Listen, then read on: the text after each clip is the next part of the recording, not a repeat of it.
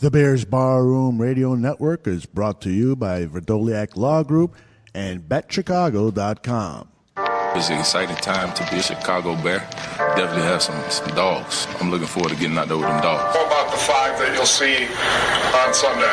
I know those five guys can't block Khalil Mack. One word that just continues to keep coming up with Ryan and myself is the word obsession. Being obsessed. There's going to be accountability as well, and I think that's key. Obsess. Barflies unite, Barflies arise. Obsess. It's the Sunday Barfly Tailgate Show and the Barflies are alive. Barflies unite, Obsess. Barflies arise. Being obsessed. It's the Sunday Barfly Tailgate Show and the Barflies are alive.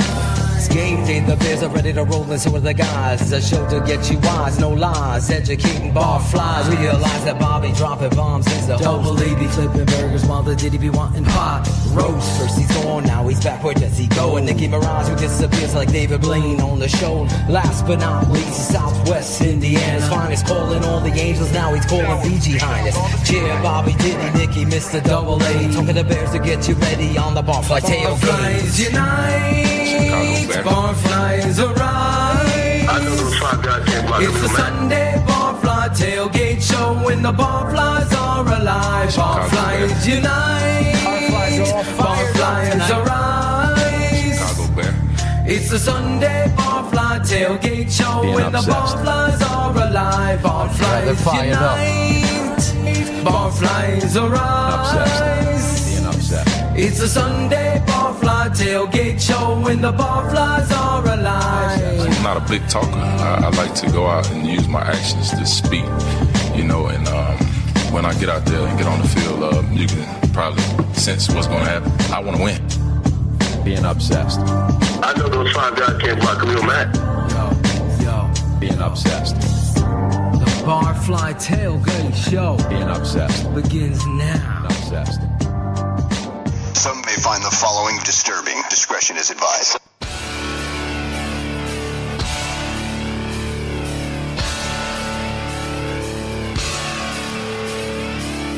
Barfly, the name given to followers of Bears Barroom, loyal, die-hard family members of the show who will wolfpack someone when needed.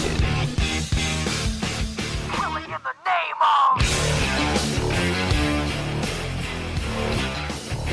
And good morning, Barflies and Bear fans. Kicking things off on the Barfly Tailgate Show. My name is Ryan Badgley, filling in for Bobby Phelan.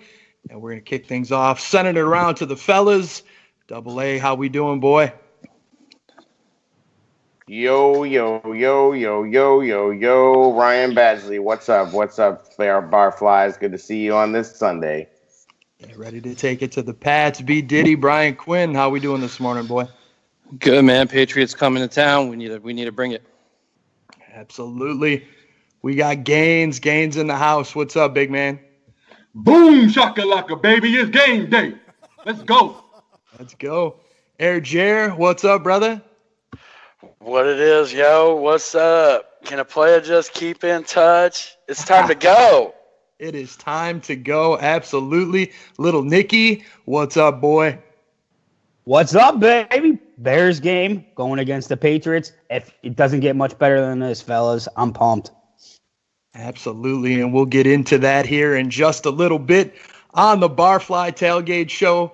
And, we're going to kick things off here a little talk about the Miami Depression. I know last week was not what all of us expected. We expected some domination going down there. And, I hate to say it. I know we touched on it. But that heat, fellas, we have a little bit of a sound drop here from Kyle Long talking about that, and we'll scope that out here. I think a lot was said about, the heat and whatnot, but I think the first quarter is really when you feel it, and then your body acclimates to it. I was, I felt like really a dead man walking there for the first 5, 6, 7 minutes probably of game time. And then as the game went on, your preparation kind of takes over. And we practiced as hard as any team I've ever been on here at Hallis Hall. And, we were ready. We just didn't execute. Do you weigh in before the games? Yeah. Because I'm just kind of curious how much your body weight fluctuated in that 4-hour period. I bet you probably had to lose like 15. It was 14. 20. Was it? Yeah, you kidding me for real? Yeah. Easy. I'm being Bobby serious. Massey said that too. Yeah, 14. Honestly. There were heavy-duty... 14 pounds, and I'm down in Gatorades about 2 or 3 every time. Put me down in Miami for a week. I'd feel much better about myself. But, you know... Yeah, so Kyle Long dropping 14 pounds. We heard Bobby Massey say 12. And Double A, we'll kick it over to you. The heat clearly a factor. What are your thoughts on what happened with the Heat, man? Well, my thoughts are, number one, that I would love to play a game down in Miami very soon because I could drop a few pounds myself. So I'm feeling like if we can get me down there to play a little a football game in Miami, that'd be awesome.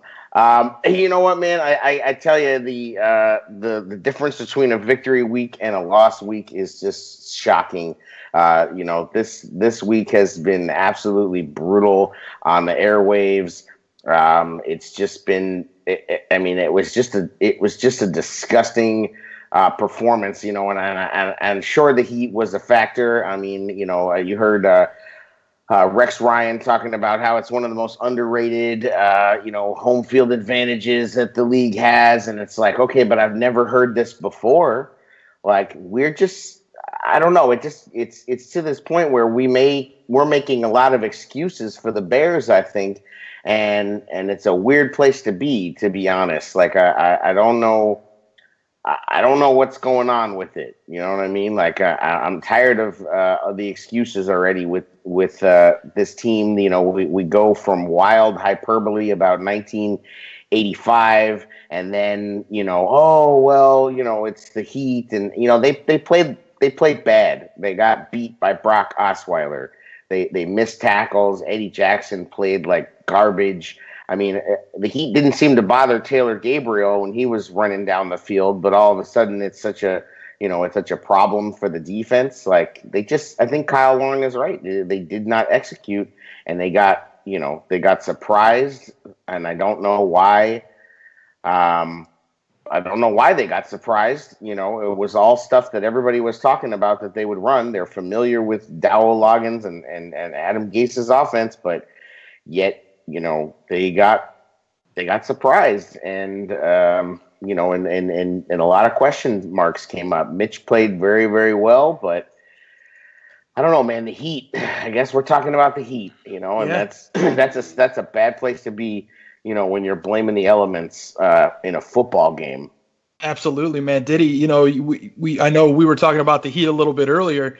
Do you think it had that big of an impact that we had a scoreless first half? I don't, man. You got to play in the elements, and like Detroit's going down there today. If they go down there and beat the crap out of Miami, it might be a conditioning thing on our end. If other teams go down there and have success, what's our excuse? Did the Heat make us fumble at the 1? Did the Heat make us miss a field goal?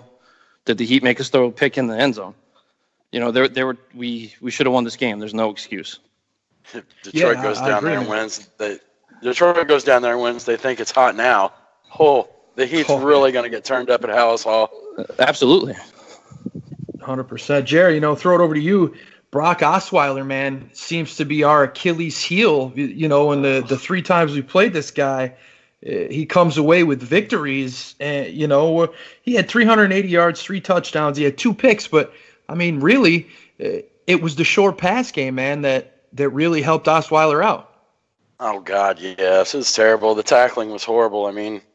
How much more can you give on a silver platter to a guy whenever you can't tackle, and guys are just running free?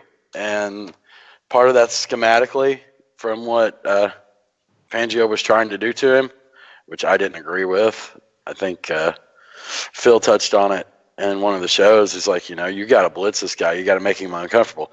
We didn't do that. We didn't get to him at all. And I noticed right out of the gate in the first quarter, like our first drive, I think I even tweeted it out. It's like the rush isn't getting home already. That's a problem. Because we were rushing 4. And it's like, anytime you can't get home, any quarterback in the NFL can and will pick you apart if given enough time. We gave him too much time.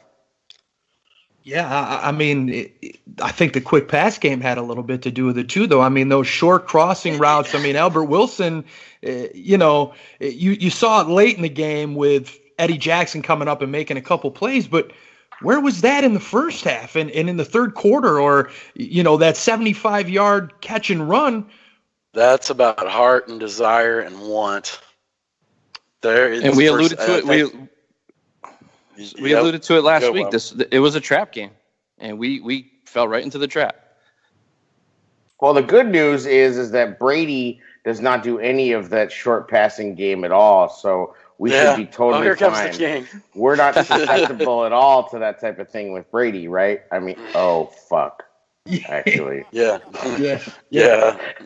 I'm checking some stats here. It turns out he does do that. Shit. Yeah, right. Exactly. And He's I know like the best ever at it. Yeah, I mean, this is what he does. How we looked last week. That's what Brady does. I mean, obviously we talked about Gronk being out, whatever, but he's still got guys that he can get the ball to. Yep, and now he's got Josh Gordon, who could take the top off the defense too, which is, I mean. We got a tall task. I'll tell you what. We got a tall task. It's a real measuring stick for this team. I mean, to play the best. And I don't care what people have been saying about the Patriots defense. They do give up a lot of yards, but all I know is that the Patriots offense has been scoring 40 points nearly, the last couple weeks. So it's a tall task. Yeah, we'll touch on that a little bit later. We go back to this Dolphins game, the third quarter. That Bears offense finally woke up. Nikki, what did you see from the first half to the third quarter that really kicked it into gear for the Bears? Well, one thing that we didn't see all in the Fox era, adjustments. We had 3 touchdowns in the third quarter. Mitch threw a touchdown pass to both Trey Burton and AR, and then Cohen with that 21-yard run, man. We were winning 21-13 at the end of the third, and I was feeling pretty good. Problem is, then we fell apart in the fourth. Our third quarter, we came out at halftime and making adjustments, and that's something that we haven't seen under previous coaching eras. Yeah, and that's 100% true. Gaines, you look at the third quarter offense, man. Some of those adjustments, was it Mitch? Was it, what was it that the Bears offense did to finally start putting something together? It was a collective effort. Coach talked about it before. I mean, you have your platoon protection, off the line and getting separation. I mean, we all saw Mitch settle down. We saw Mitch miss some wide open shots early in the half. I think they just settled down and they just went to the quick, easy throws. And Mitch showed us all some touch, but more importantly, he showed us some resolve. More importantly, because 21 points in 8 minutes or something like that. And so we woke the hell up and we started to do what we came down there to do. And so just to go back a little bit, the heat is no excuse because we did everything to win the game. We just didn't finish it. Yeah, I agree, man. To me, everybody's got to play in those elements. We've talked about it with the Lions having to go down there this weekend. And, can you prepare for it? Can you prepare for heat? I mean, I don't know. I mean, you're coming from Chicago, where I think last week the weather, you can expunge on that games, wasn't what they were facing in Miami, but they have things they can do in the Walter Payton Center, crank the heat up. To me, it doesn't matter. It doesn't matter because if we would have lost like 50-0, we can have a conversation. But we're talking about a game that we should have won convincingly. We're talking about a game that balls just bounced around. We touched about the trap game last Sunday. And we had to play a perfect game. We didn't do that. We left the game in the hands of the officials. If we handled our business, the officials can't make their calls. It doesn't matter. We got to take care of what we can control. And we dropped the puck. We dropped the balls. We missed wide open throws. We did. I mean, and then the refs. I mean, but then you go back to the ref and the passer, the silly calls. That's the silly flags. And so, but no excuses. No excuses. We did what we had to do, and that's it. Next, it's on to the next. It's on to the next. Gabriel's waking up as a top flight receiver, coming in here, learning all skill positions, and that's what we're going to take advantage of. And then when it comes to the heat, we got to remember the less body fat you have, the more prone to cramps you are. And so I don't think anybody was cramping. Most people have. You saw Odell Beckham getting like IVs and stuff the other day at halftime. They get IVs and stuff more than we think. When the less body fat, most of these guys got like 3%, 5% body fat. So they're gonna pan out a little bit faster. But just like we got the Chicago, baby, we got the winner on our side. So December we got home field advantage because when we hitting people on the tarmac, it's like hitting cement. So. Yeah, I mean, you look at those big pass plays to Wilson. We touched on that with Eddie Jackson. He, late fourth quarter overtime, he came up and made some big plays.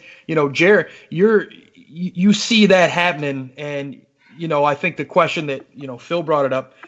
Vic didn't adjust his game plan at all in the second half, but the offense did.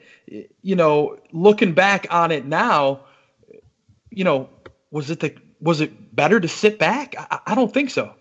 No, I think we're all in that camp. We're in the camp of we've got to once our foot is on the throat, you just got to keep pressing down. I think that's where I sit anyway. And when you don't do that, and you give teams like Miami a chance, they're going to take advantage of it. I mean, it's just that simple. You got to take and bury them when you have that chance. And we were close. I mean, we were on the 1-inch line. And a guy who doesn't fumble normally, I mean, he's lost 2 in his career, I think. Maybe. And he fumbles. It's just like, oh, you just got that sick feeling. It was that Packer game all over again. It's like, God, are we really going to sit through this again? Are we going to have to sit through another shortcoming of just like somebody had this huge brain fart? I don't even get it. Yeah. Diddy, let me ask you this. Paige and Phil both talked about it on BHL, and the lack of touches for Howard, in the game after he fumbled or even before he fumbled. Do you think that played somewhat of a factor down near the goal line when he had the chance? I know. I mean, the team we're playing today, Belichick would have probably benched his ass. You fumble with Belichick, you get benched. Jordan hasn't produced like he did last year with the opportunities he's been given. So I think he's a guy that needs to get warmed up, get that 20, 25 carries. He's just that kind of back. I'm hoping he starts taking advantage of the carries. He gets better. Need him to step up. I think those days of 25, 30 carries, maybe when we start getting a little into the colder part of the season, we'll start seeing that more. But I mean, we all need to step up. It's just not on Jordan, but I definitely think he needs to take more advantage of his opportunities. Well, but then you see in Nagy's with the presser, he's saying, "Oh, well, you go back and look and see Kareem Hunt's carries were, largely in the second half, and this, that, and the other." So they're making excuses. I mean, all week long, the Jordan Howard drama was alive and well. The trade talks and this, that, and the other. It's like it's just gotten crazy with this guy. It's bullshit. I mean, granted, though, he did put us in position to win, though. Yeah, and that's you know what I mean? Is that when at crunch time, I mean, after he fumbled, and I'm kicking myself because I never do this, but I typed out something in a chat or somewhere, and I said, well, Jordan Howard never fumbles. And as soon as I fucking typed it, I just thought to myself, why did I type that? Why would I ever even say something that stupid? Because this is how crazy I am, that I actually will think shit like that. And then there you go. He fumbles. But you're right. I mean, at the end of the game, what does he do when we need it? After Akeem Hicks makes an unbelievable, heroic play to cause a fumble and nearly cause Kenyon Drake to jump off a bridge. Then we rip off a 20-yarder or 15-yarder, and then I don't know what they do. I mean, to feel comfortable about a 53-yard field goal, it's like, what? Who does that? Like, who takes their foot off the gas that much that thinks a 53-yarder is a chip shot? I mean, and I still have questions about Howard's power with the weight loss. I do. He's faster. All year. I mean, his receiving game's improved. Right. He looks good though. He looks good. He does. It's about the quality and type of runs that he's getting. I'm just seeing him taken down a little easier than last year. I feel like he's been getting touches occasionally, and he's been making the most of them occasionally. But I also think that the offensive line, as good as they've been playing, for whatever reason, his plays, it just feels like the defense knows it's going to him a little bit more. Exactly. And I think it's because the runs that he's getting are not in the same type of rhythm, of the play calling where the defense is caught off guard. It's like, oh, Jordan Howard's in the game. We know exactly what's happening. And that's why you saw in the previous game, Tariq Cohen in the game all the time, because Nagy likes the ability and the options of play calling and the way the defense reacts when Cohen's in there. And when Howard's in there, it's kind of like it was last year where, they know what's happening. And as much as he might be an improved pass catcher and this, that, and the other, he's not Tariq Cohen. I mean, he cannot line up where Tariq Cohen can line up. He can't move around the way he can. So, I think. But to carry that, if you get Jordan Howard in space full of steam, that's somebody nobody wants to tackle that guy. And so that's what it's about. If Jordan Howard, that's what it's about, because that's when we're going to see the benefit of the weight loss. Because Jordan Howard he's been working on a home run speed, like that finishing speed. That's what he was lacking as a rookie. That's why that finishing speed. That's what his mark off was. And so he's a pounder. So he's ready to get to that second level. If we keep looking, he's that one shoestring tackle, that one arm shoe tackle from breaking the big one. It's coming. It's coming. But like you said, Double A, when he's in the game, they pretty much know. So it's coming, but we can't go away from it. Well, and everybody predicted this. I mean, in the offseason, that was all the talk. How's Jordan Howard going to fit in this offense? That's when the trade talks started, because everybody said that. And there is, oh, no, he's a big part of this offense. He's a big part of this offense. So it's like, what? Are you going to say that? Or are you going to show that? Let me ask you guys this question, though. How much does the switching in and out of Daniels and Cush factor into, holes for Howard, holes for Cohen? To me, I don't feel like it should be a factor. I mean, we've seen Daniels come in, play very well. Cush, I mean, there was one run that Howard had a huge hole on, and he tripped over Cush's goddamn feet. So is that a factor? I think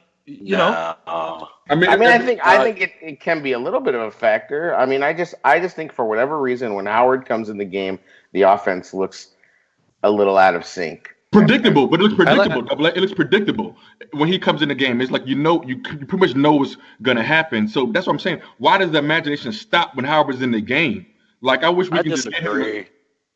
I disagree. They throw the ball plenty with Jordan Howard in the backfield. Oh yeah. I'm talking with the runs. I'm talking about like that. The design runs look predictable. The design runs for Howard are predictable for the defense. I think we might see a lot of Howard today, though, because you got to keep Brady off the field, man. You got to keep Brady off the field. Yeah, but that's only if we're in the game. I think it depends if we're in the game. It depends on if they're going to be key. If New England's keying on Cohen, then you expect to see more Howard. What did you say in the chat, Eddie? What's that? Sorry. What did you say about Belichick in the chat about what does he like to do? He likes to take. He always has the ability to take your best player out of the game, for the most part. So whoever he decides to pick, he has had success in eliminating that guy. Correct. But that's the beauty of the new Bears now. We got multiple weapons. But having said that, being that Howard hasn't had the production he had last year, he may be keying in on somebody else, and Howard could really have a great game today. Yeah, their defense is slow to start, and we'll talk about that in a little bit. Let me ask you guys this, though. So the defense last week obviously wasn't coming up in the pass game to cut off those short passes.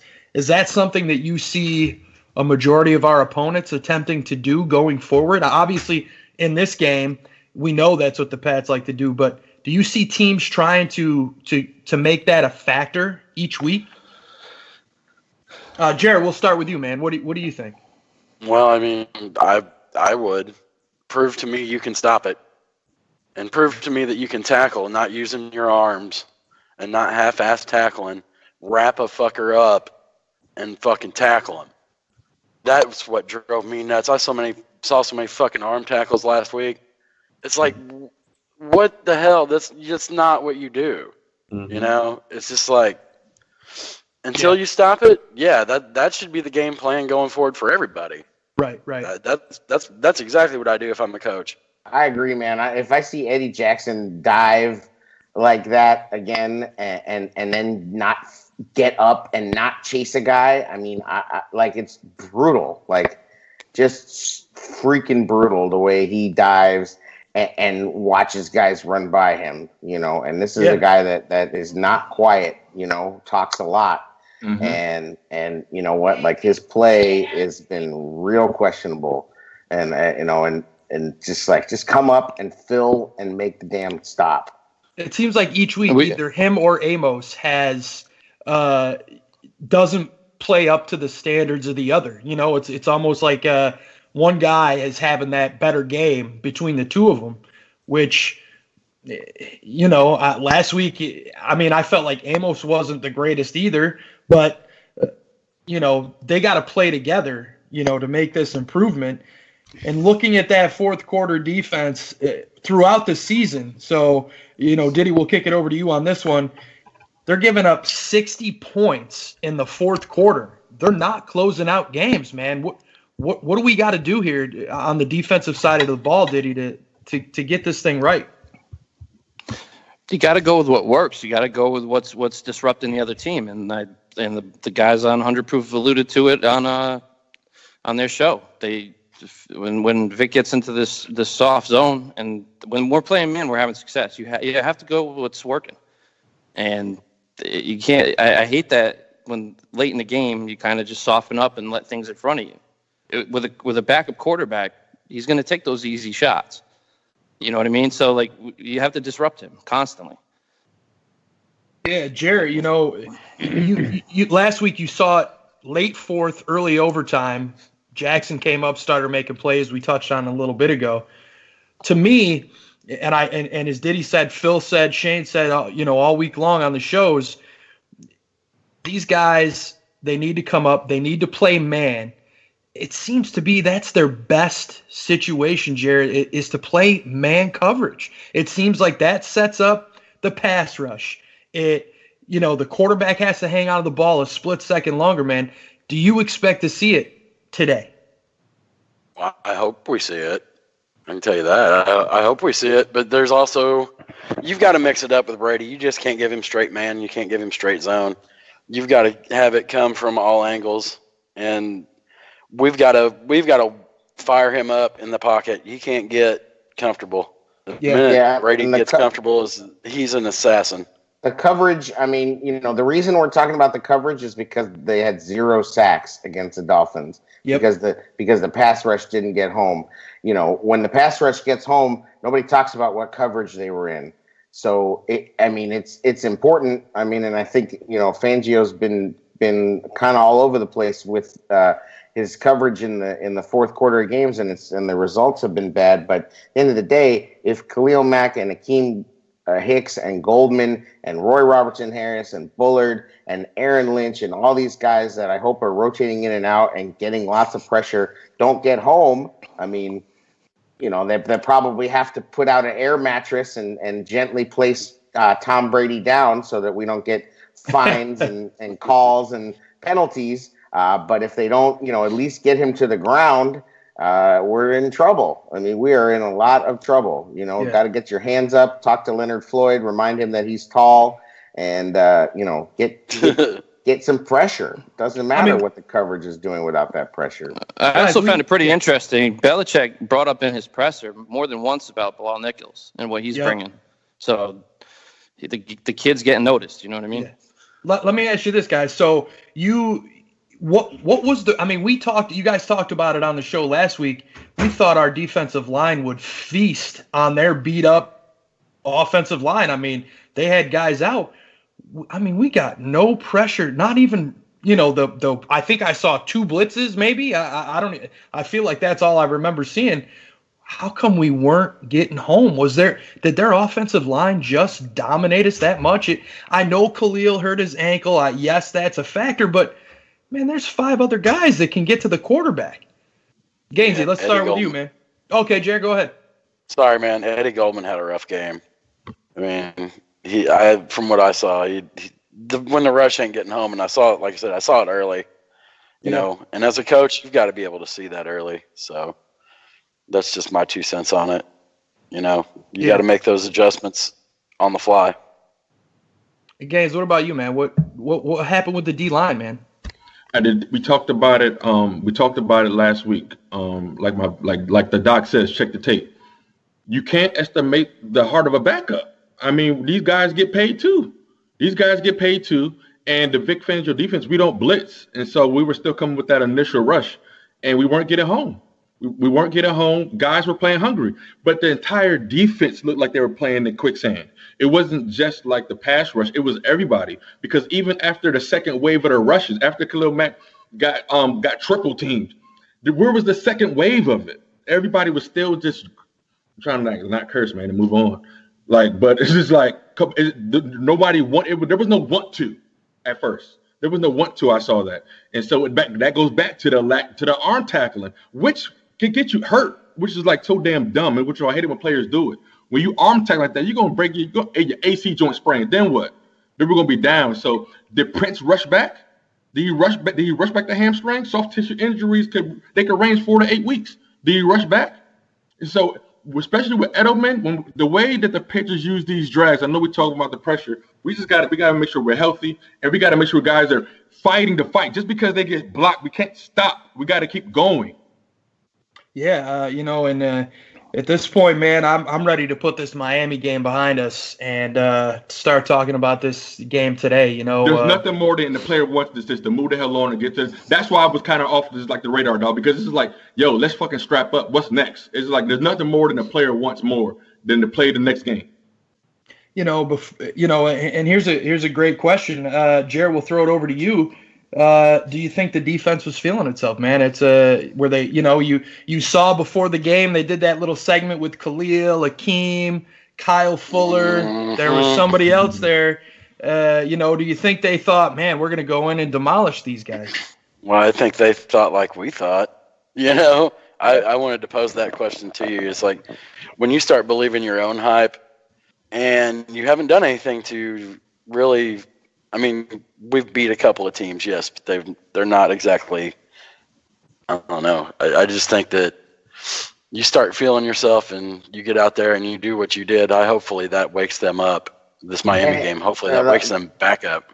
The whole team, the whole city, the whole fan base, the whole organization was high off their own supply all week, and just living fat and on social media, making all types of videos and all year long. I mean, we just, we can't wait. Shane said it in a tweet during the game that we have not earned the right to look past any teams, or to front run or to act like, we got this, because that's just not the case. But all year long, I mean, what have we been talking about? 85 Bears, sack record, oh my God, let's buy a Gruden jersey. If I see another fucking Gruden jersey, stop it. It's funny, but stop it with the fucking Gruden jerseys. You know what I mean? It's not. Mac's never been on a team this good either, so he's happy to be here also.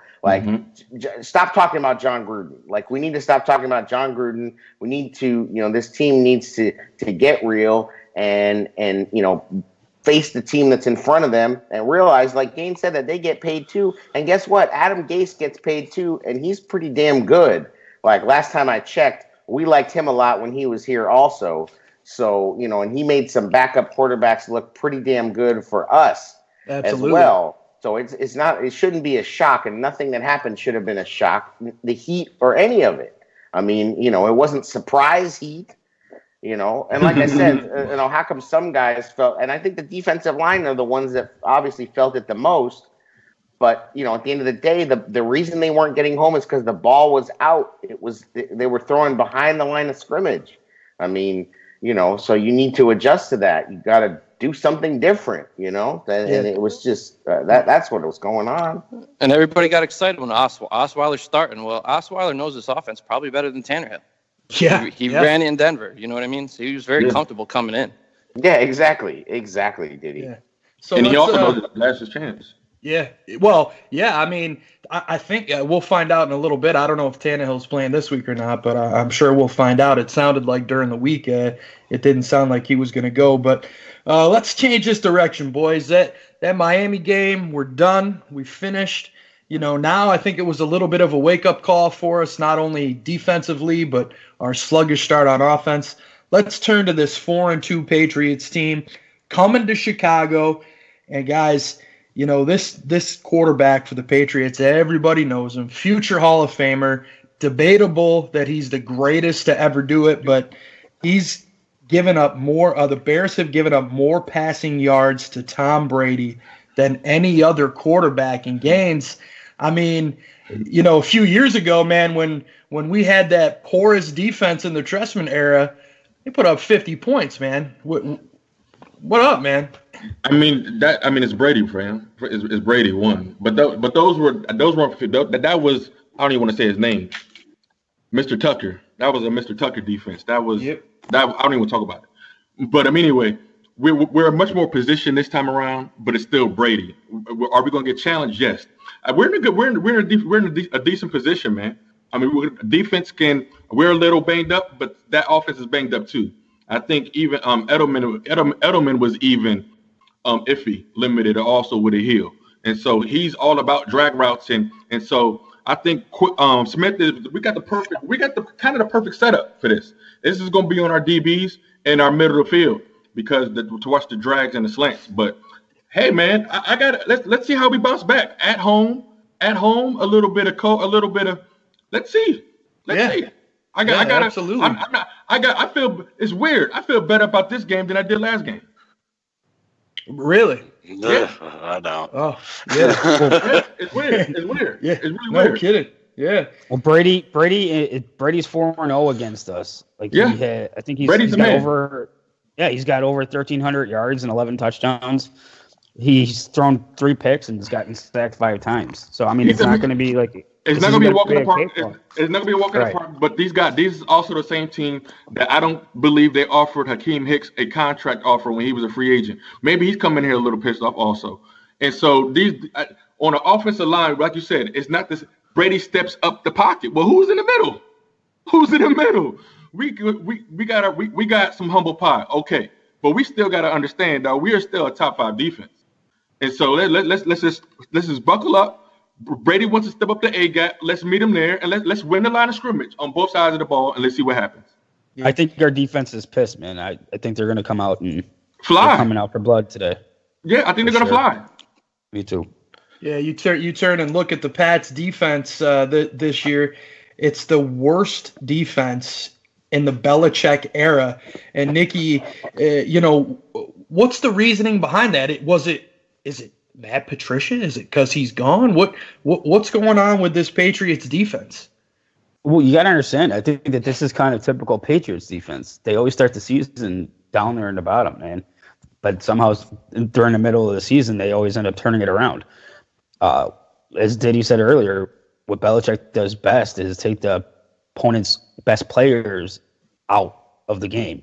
So, but the good thing for us is that we have so many threats. We have like Cohen, Gabriel, Burton. So if you take 2 out, we got 2 more just stepping up waiting.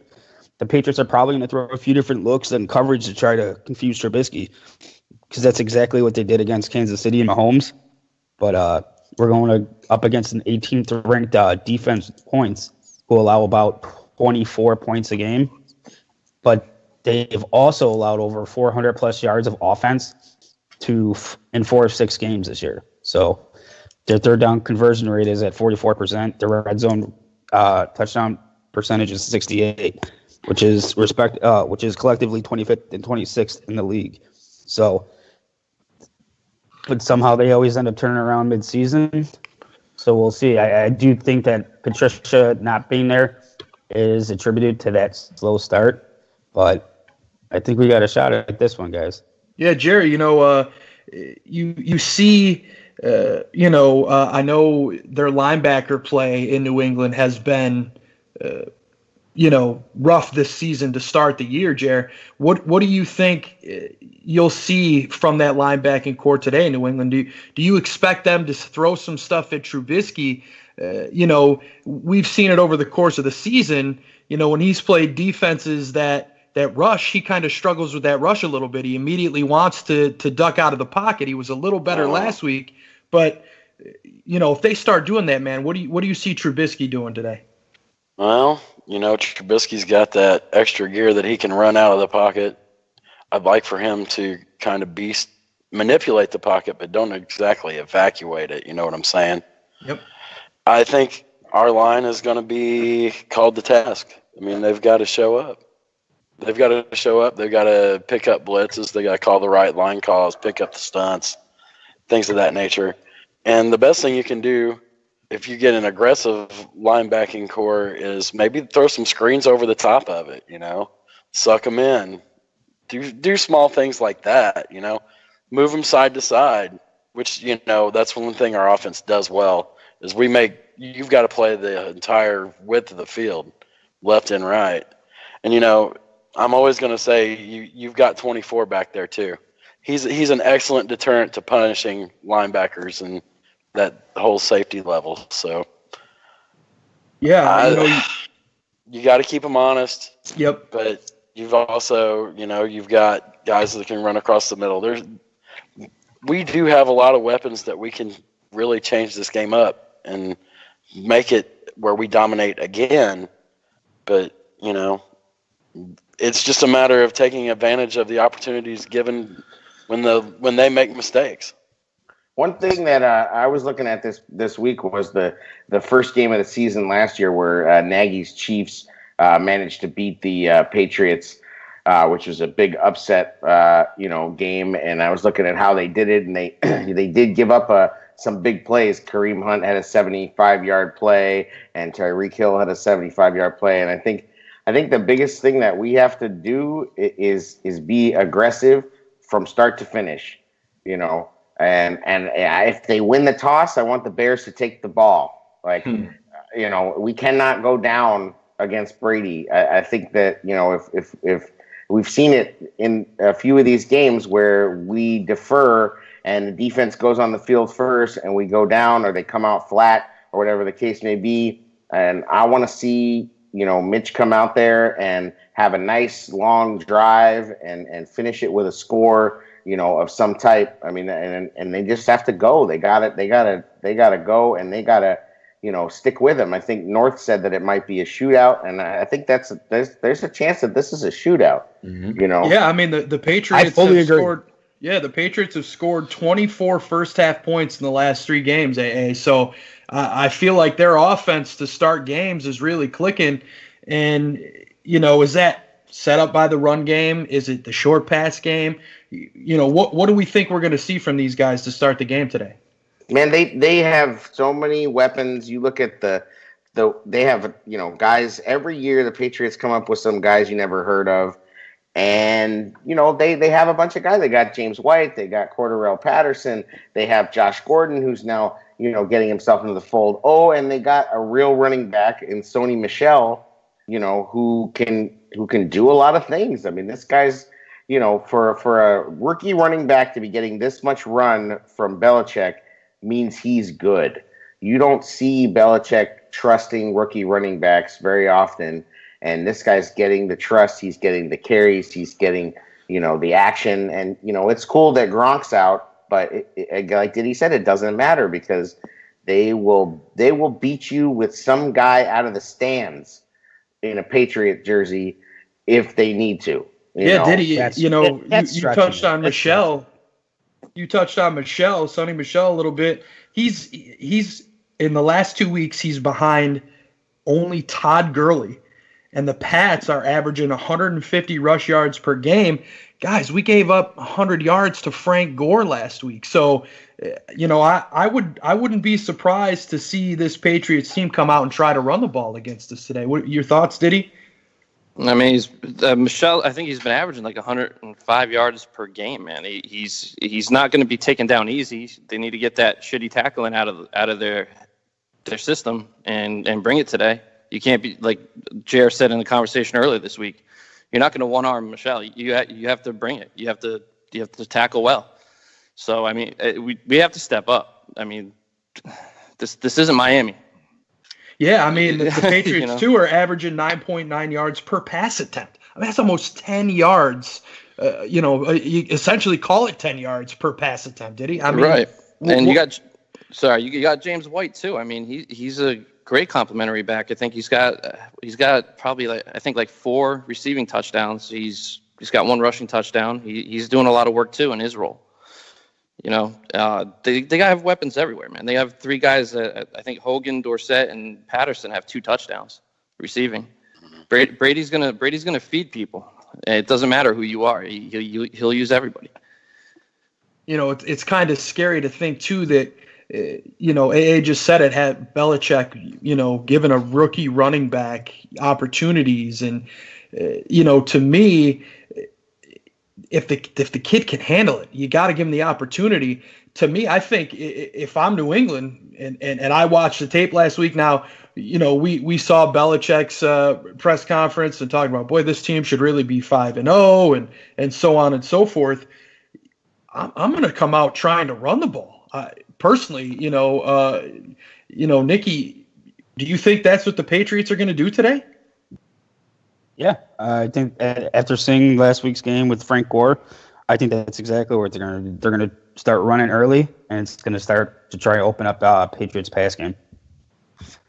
But we all know Brady. Happens. We all know Brady on that. He runs the play action better than anybody. And, if that O-line can give him time to step up into the pocket, he could have a field day. Gaines, you look at the Pats defense, what do we think here our offense can do to this Pats defense?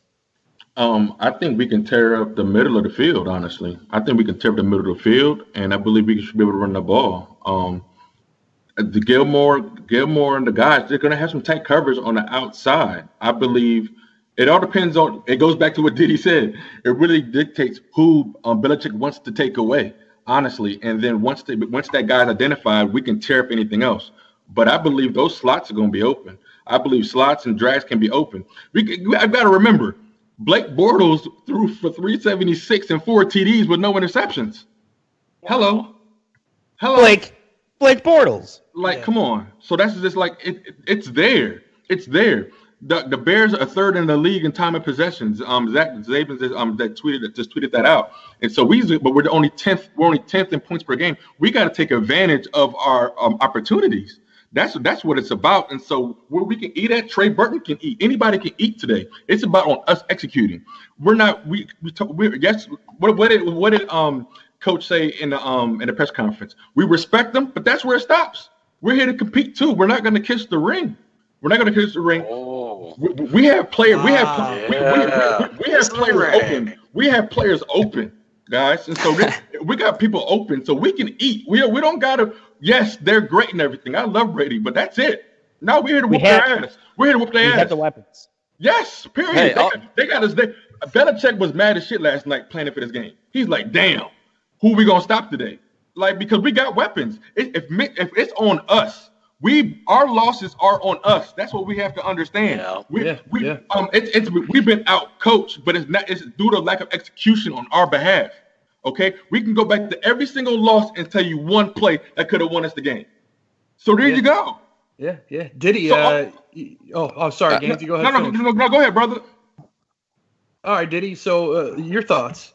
I think, like Gaines is saying, I mean, if we bring our best game, man, we can handle the Patriots. But it's been a roller coaster. There's been so many up and downs that it does lead to some questions. The Patriots are the ultimate validation, though, on where you're at as a football team. Agreed.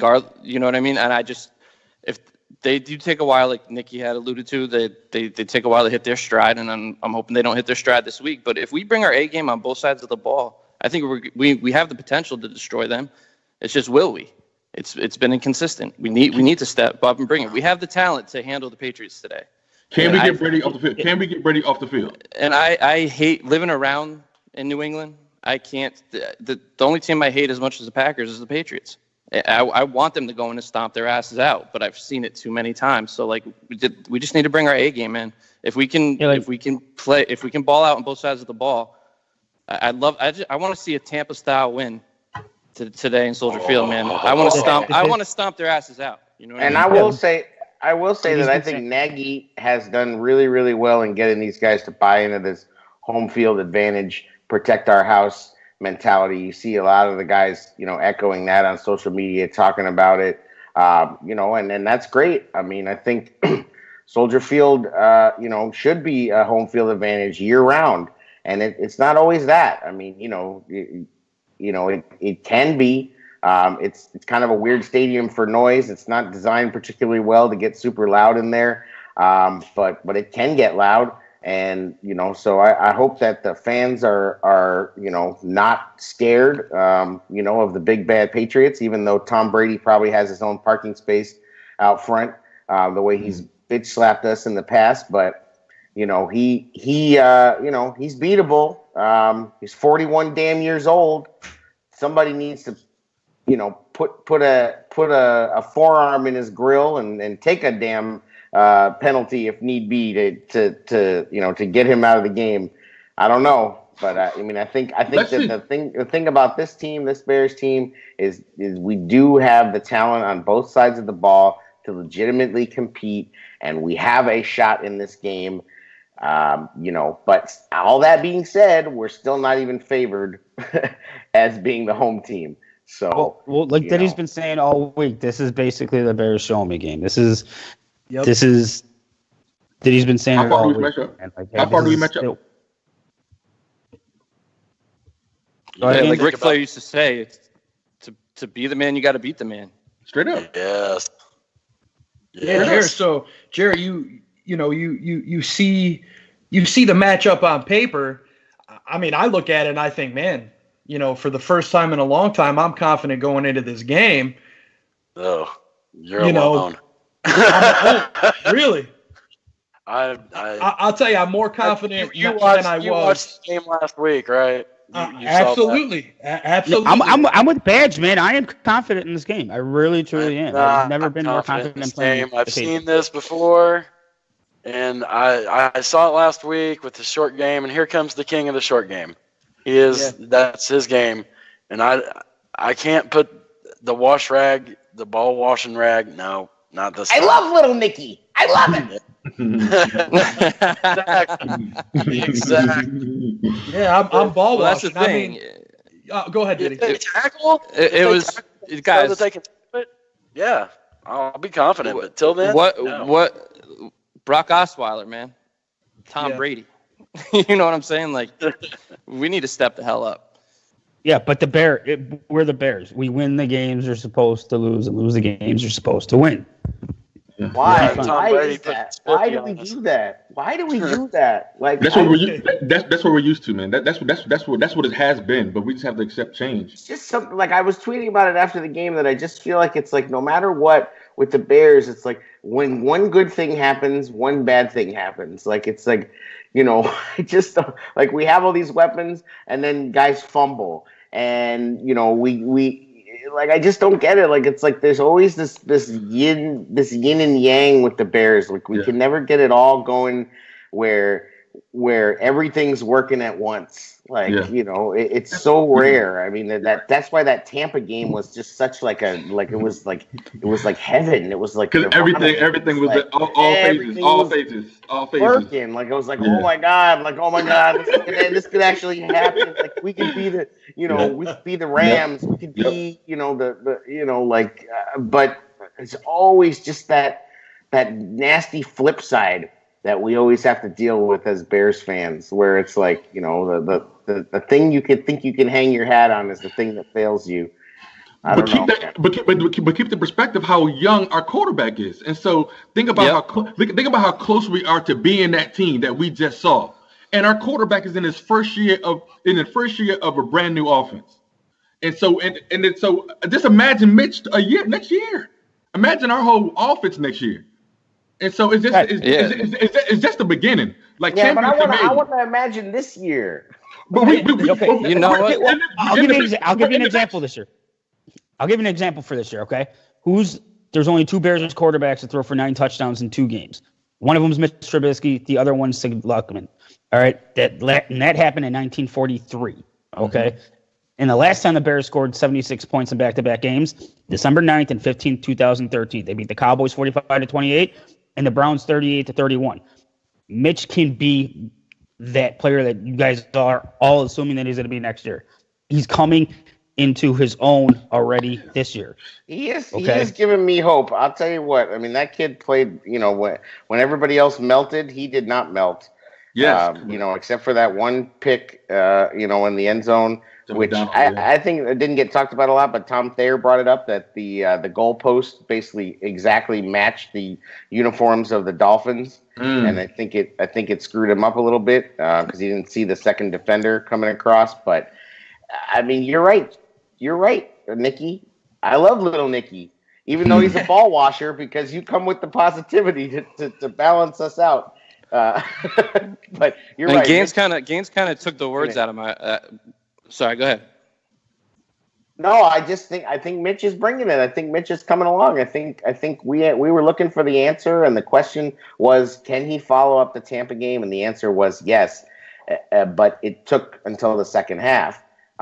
Which is unfortunate, but whatever. You can't, you can't have it always. But at the end of the day, he answered a lot of questions as far as his play and the way he stepped up, and the game was tied, and he had to drive down and score. And if the refs don't screw us, on that, maybe we're having a whole different conversation. I just don't want us to If a fucking kicker hits a field goal, we're having a different conversation. Absolutely. Right. Well, if Nagy doesn't think that I hate kickers is a chip shot, then we're good. I mean, there were literally a million plays in that game that caused us that we could have won the game on, but we didn't. But all I'm saying is that if we're looking for hope, and it's not something we're used to doing in Chicago, we actually have it in the quarterback, which is nice. Let me throw this at you guys. Oh, I'll go ahead, Diddy. Go ahead. Like Gaines was saying, man, we're still building this, man. So like the fact that we're talking about competing with the Patriots in the first year of a new head coach, that's we wouldn't be talking about that last year. That's true. It's you know what I mean? We're going in the right direction. It's exciting. I just think we're so excited that it's like. We're in position today to compete with the standard of the NFL. Yeah, if John Fox was still here, this would be a funeral. Exactly, because it was last time he beat. Was it a 50 burger? It was a 50. He put up 50. Yep. He put up 50 on us. That was against Tressman, but yeah. The worst was when Houston did that dance in New England, man. We were down. We were down by like 30, and he blew his leg out. So Vic should be more prepared for this. Vic is the best coordinator, top 3 defensive coordinator in the league. He knew how long he knew we were playing the Patriots. Okay, so we gotta have. Yeah, Nagy knows exactly. Nagy knows Belichick too. Especially last year, they beat the Patriots 42-27. And he was the Kansas City's offensive coordinator. Thank you. Was he calling the plays though? Was he calling the plays at that point in the game? season? Yes, he was. He was. All right. But the thing is, that's what we gotta be excited about. We have the ingredients. We have the staff. Like the Patriots are great at picking anybody because they have a good system. We are in the beginning of doing with the Patriots that system where you can plug people in. But guys, we have people in our slot positions that will be starters on other teams. We can really we can show everybody else. The Patriots they've only given up 7 points to the Dolphins, but everybody else has put up 20 points easy. This could be if we can get the defense off the field consecutively. Hey guys, this could be an interesting game. It's going to be a chess match. It all depends on how can we get pressure. If we don't get pressure, it's going to be a long game. It's going to be if we scheme correctly and we make the right play calls, then we should be fine. Roquan, man. My last point here on the Pats. So last week, Mahomes and that offense, that KC offense, only punted once the whole entire game. So clearly, this New England defense isn't getting teams off the field, and that bodes well for us, heading into this week, man. This is what I just, I started this whole conversation by saying I feel confident. I do feel like Nagy and Vic really have a good idea of what to do to this Patriots team. And I know they didn't show that hand last week in Miami, the way, the defense played, and they weren't playing man, but I really think this week we've got a really good opportunity, as Diddy said, against the stellar franchise, in football, to really put it down on these guys today, man. And yeah, I'm ball washing. I'll take it. I'll tell you what Roquan needs to do. He needs to stay on his coverage and not peel off whenever the quarterback leaves the pocket. Because I noticed that with Osweiler, whenever he peeled off, he would barely miss getting the tackle or the sack with the quarterback, but they would put to his guy that he was in coverage responsibility for.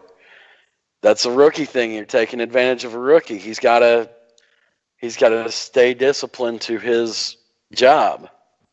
Chris Armstrong just said in the chat that Roquan and Trevathan are the keys. I think that's 100% correct. I think even with Gronk out, those guys are important. And I don't know if you guys saw. I'm sure you saw, but the Bears did a really cool thing this week where they brought Danny Trevathan's grandmother, who's had cancer, out, and that was, it was a tear-jerking moment, and you could see the emotion with Trevathan because his grandmother has never seen him play at Soldier Field. So I'm looking for a huge game from him.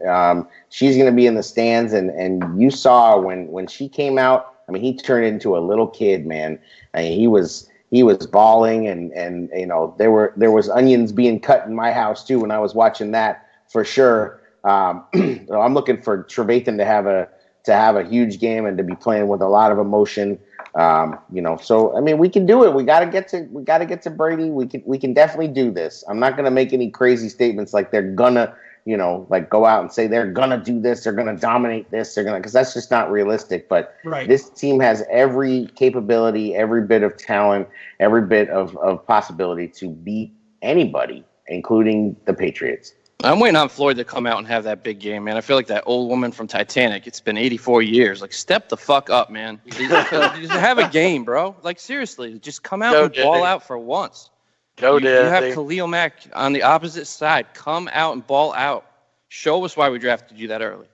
Like, it's not even just Khalil. There's, Akeem Hicks. He should be doing something. Absolutely.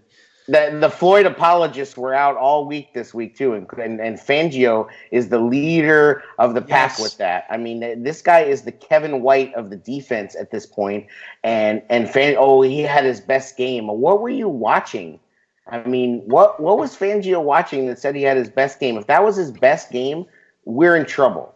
Like Leonard Floyd with his stupid penalty on Edelman, body slamming him, and then it came out that he got fined for that non-hit on Osweiler, and then he also got fined by Edelman. The most noteworthy plays of Floyd's year are those two things. One being a terrible penalty that he shouldn't have had, and then a pressure that he didn't even get. The guy, and I don't want to hear about how he's been back in coverage. He's so great in coverage. That's like Kevin White threw a block.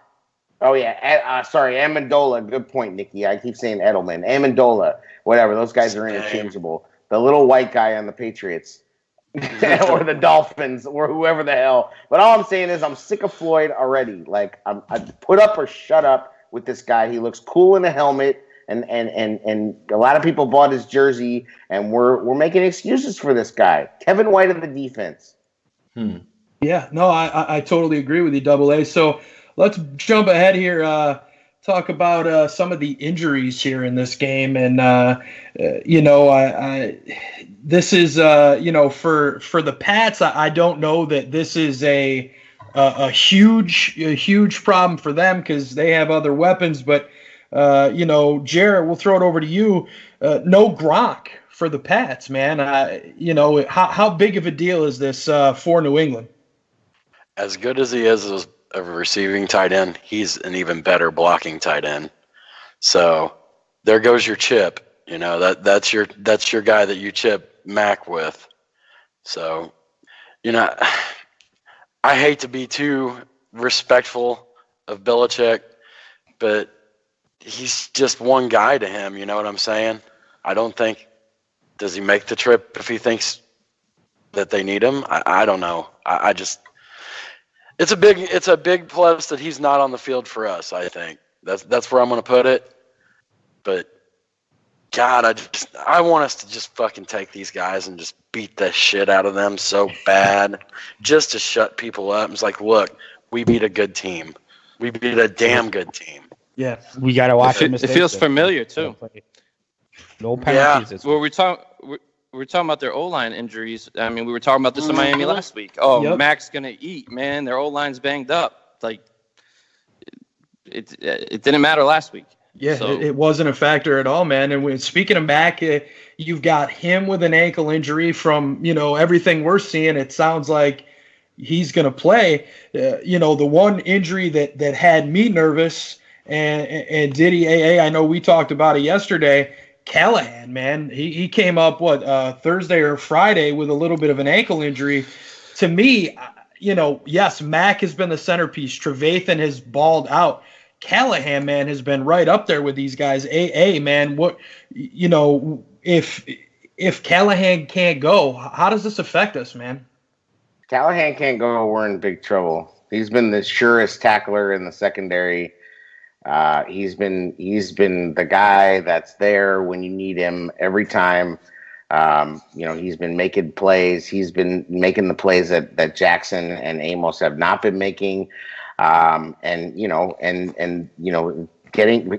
in the slot is going to be super important. I mean, at the end of the day, and even though Tolliver played well against Tampa,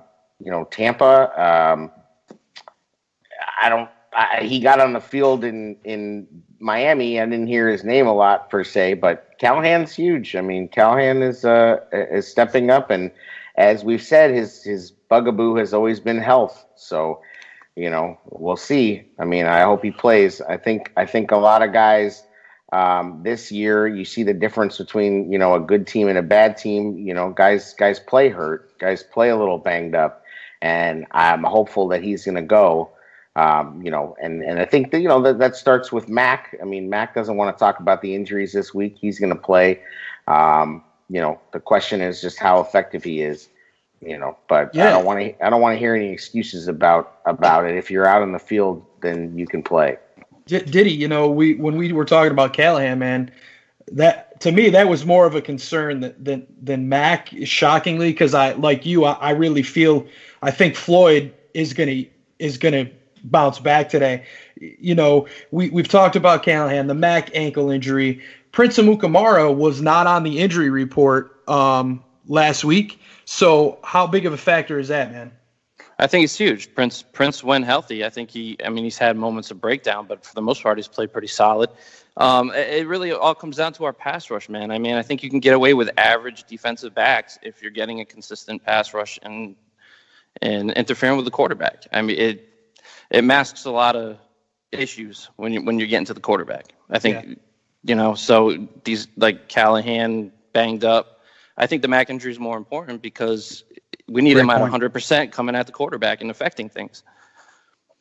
Yeah, absolutely, man. Jared, you got a feeling, man?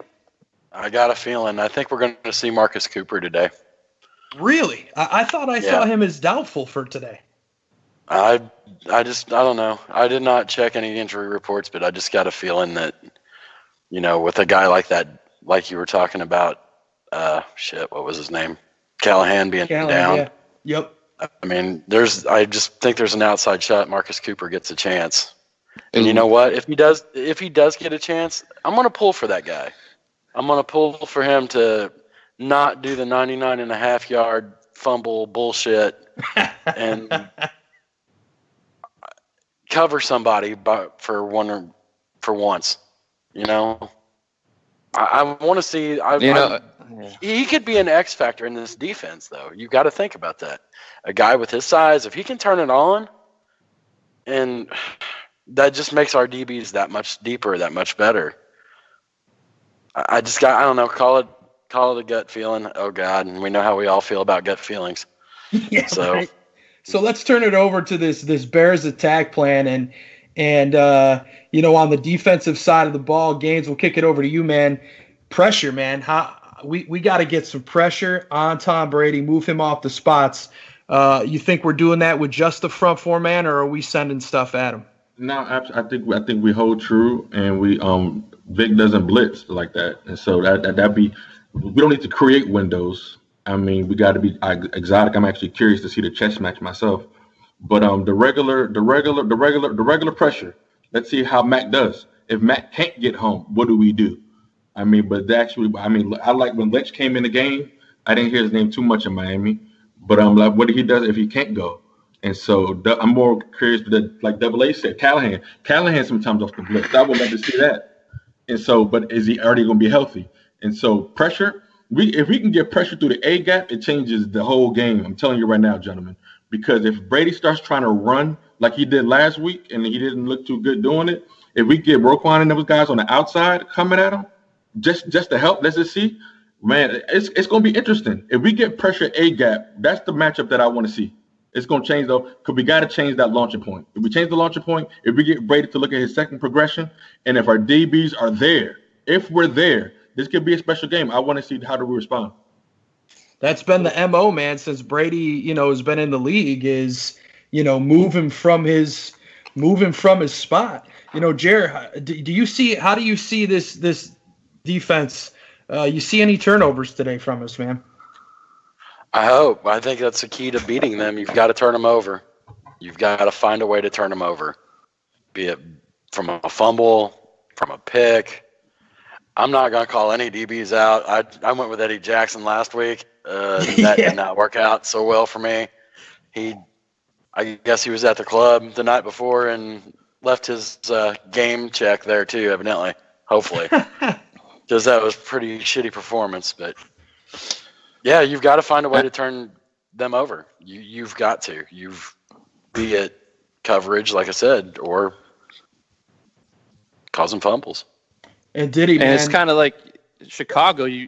We're familiar with this. The Jordan rules. There's the Brady rules too. And the shit's real. I'm not making excuses, but watch this game today. Watch the illegal picks on the Patriots that don't get called. Watch the holding that doesn't get called. They had 0 penalties last game. How the hell is that possible? Yeah, that's legit. So, Diddy, we'll keep it with you, man. We touched on it, obviously, in the Miami game. The under routes and screens that the Patriots like to run, dude. To me, these guys got to come up and tackle. I feel like Vic's going to call a different game today. What are your thoughts, man? He needs to. I mean, look what happened last week. We need to come up with a different game plan, and we need to stop it. Everybody knows it's going to happen. Just be there and stop it. But hopefully the refs call the game correctly. Because the illegal pick can throw you off your defense. So we definitely at least. I'm just that we need to bring it. We need to totally switch up from what we did last week. So yeah, 100%, man. I totally agree with you, dude. Brady has thrown 6 picks this year. His rating is only 98, which is pretty low for him, and I believe it's actually lower than Mitch's rating currently this year. Yeah, fun fact. But I think maybe because basically I was hearing somebody talking about how early in his career Brady didn't have this prolific ability that we've seen, and then basically after they got Moss and they kind of took off, his touchdowns to interception ratio went from about 2.5 to 1 to like 4 to 1. So this year he's got 13 touchdowns and 6 interceptions. Maybe there's a guy you can turn over, more than usual. I don't know. I mean, he's the same guy that threw for 500 yards in the Super Bowl. That I do know. So you got to go up the middle, and I think as Diddy was saying before, it's got to be quick. You can't. You don't have time to get to him off the edge. It's 2 seconds and the ball's out. 3 seconds. So but you at least got to make him uncomfortable. The super producer in the chat, man, put Mac in 56 with a Belichick comment. Oh man, that'd be great. Just roll him out with number 56 on. That'd be hilarious. So, Nikki, we look at this matchup here: Josh Gordon, Kyle Fuller. What do you think? How do you think that's going to fare for Kyle Fuller? Fuller last week 2 picks, but both in man coverage. Other than that, was he that much of a factor last week? I don't think so. How do you think he's going to match up with Josh Gordon today? Well, this is going to be a key matchup. It's definitely one to watch. Josh Gordon, since coming to New England, has got 9 receptions for 124 yards. And pretty much every time he catches the ball, it's a first down. He's got an average of 13 yards a catch. I think if Kyle Fuller can get into Gordon's head, Fuller has advantage in this matchup. I would like to see them focus mainly on man because that's what seems to be more of our success. But we're going to have to see, man. Kyle Fuller has 17 tackles, 2 picks for 35 yards. Fuller's got to get in his head. This is going to be a key matchup for the game. If Fuller comes out and isn't Fuller and he's not playing his typical baller style D, then we're in trouble. And Gordon's going to go all over us. So it's definitely a huge matchup and definitely want to be paying attention to. Yeah, no question about it, man. And, to me, Jared, the other one is Julian Edelman. We touched on it with possibly not having Bryce Callahan. How are we going to stop Edelman if Callahan can't go? Who do we move Amukamara over? Do we put Fuller in the slot? Leave Tolliver outside? What do we do, man? Your guess is as good as mine on that. I really don't know how we're going to do it. I would assume that if Callahan can't go, that Tolliver would probably move into that spot maybe. So hopefully, if he's ready to roll, he's going to have to ball out. I mean, it's just simple. You got to rally to the ball. You've got to tackle. There's so many things. We're similar in a lot of ways, and they have a lot of ways that they can put points on the board. So our defense has just got to show up. I think maybe they roll Mukamara over on Edelman, but I don't know if he's that guy. If we play man, somebody's going to have to roll over there. I mean, yeah, absolutely. That's just the way it is. But I still think we'll see some aggressive zone out of this defense. I anticipate that. So, I mean, it's all going to be on Vic. It's how does Vic attack it? I think you've got to play man. You've got to man up. And you've got to rally, and you've got to tackle. You got to tackle with authority. And, you're talking about the Floyd tackle earlier in Miami where Amendola gets flipped over, whatever. What's a guy supposed to do? He's still trying. He's still fighting for yards. Absolutely. I think you got to take a page out of that Patricia playbook, man. I mean, let's go back and look at that game. Detroit, New England, and they kind of gave us the recipe. No question about it, man. I agree. Yeah, Chris just mentioned in the chat Fuller at nickel.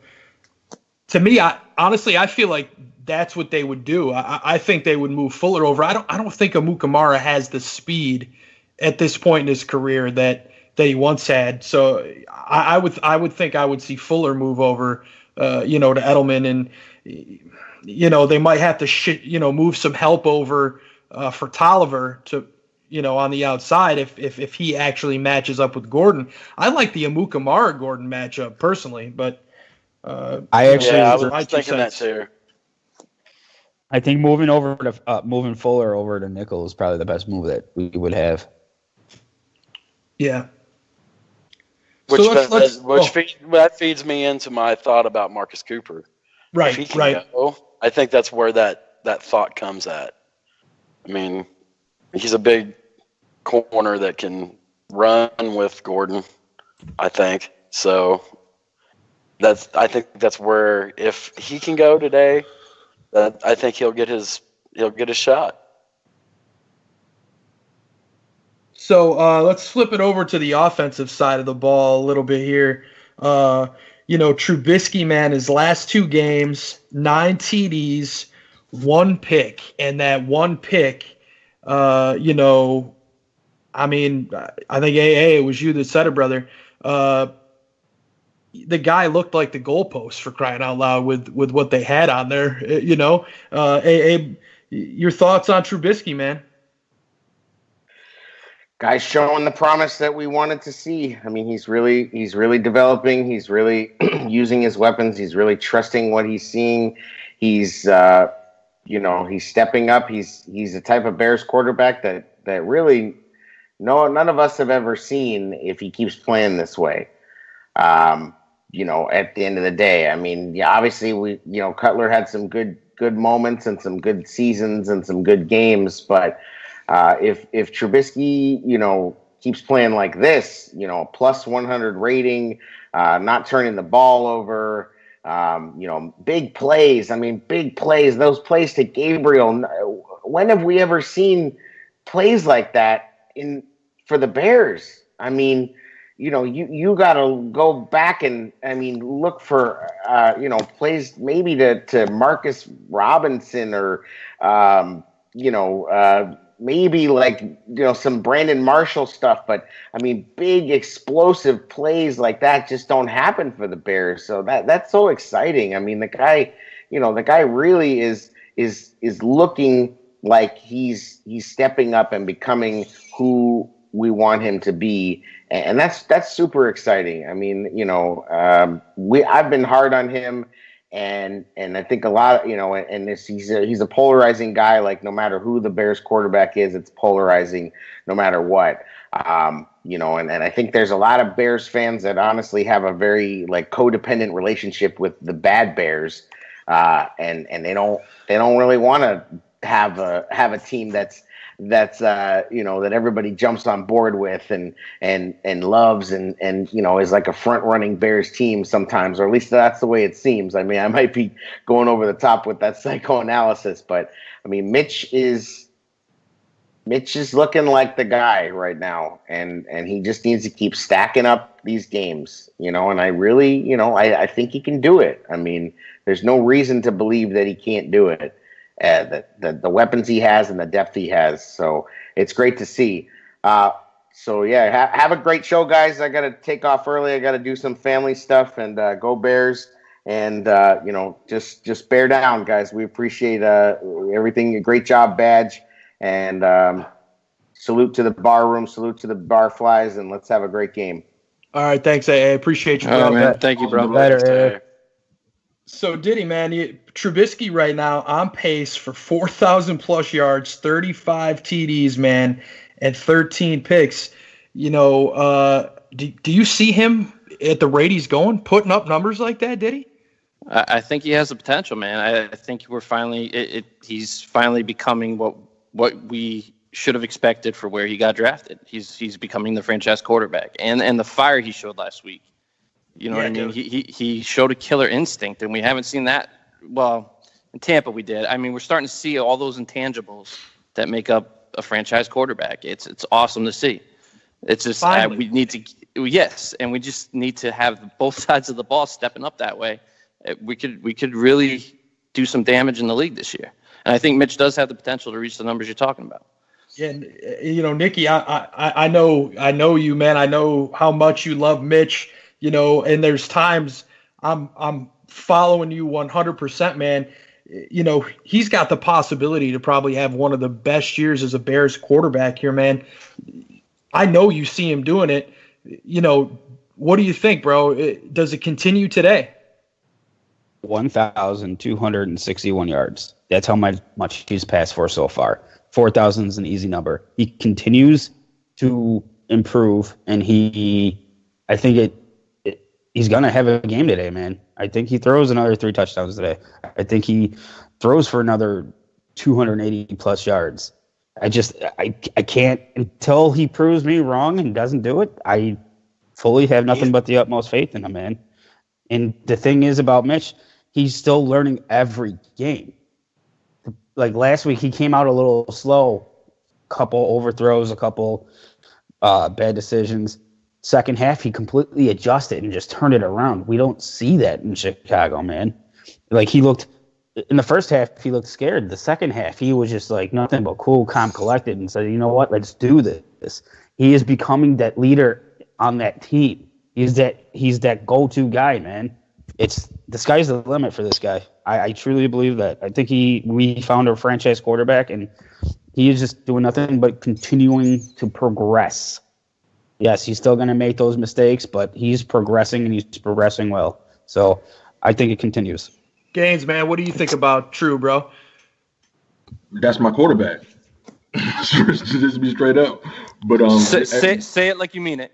Say it. Yes. I want to say it like my man T.O. did, but the chat room can't see my face. But that's my quarterback, man. I ride and die for them. If I support a Gressman, I'm riding and dying with Mitch. So, but like everybody said, man, our character is defined when you're faced with adversity.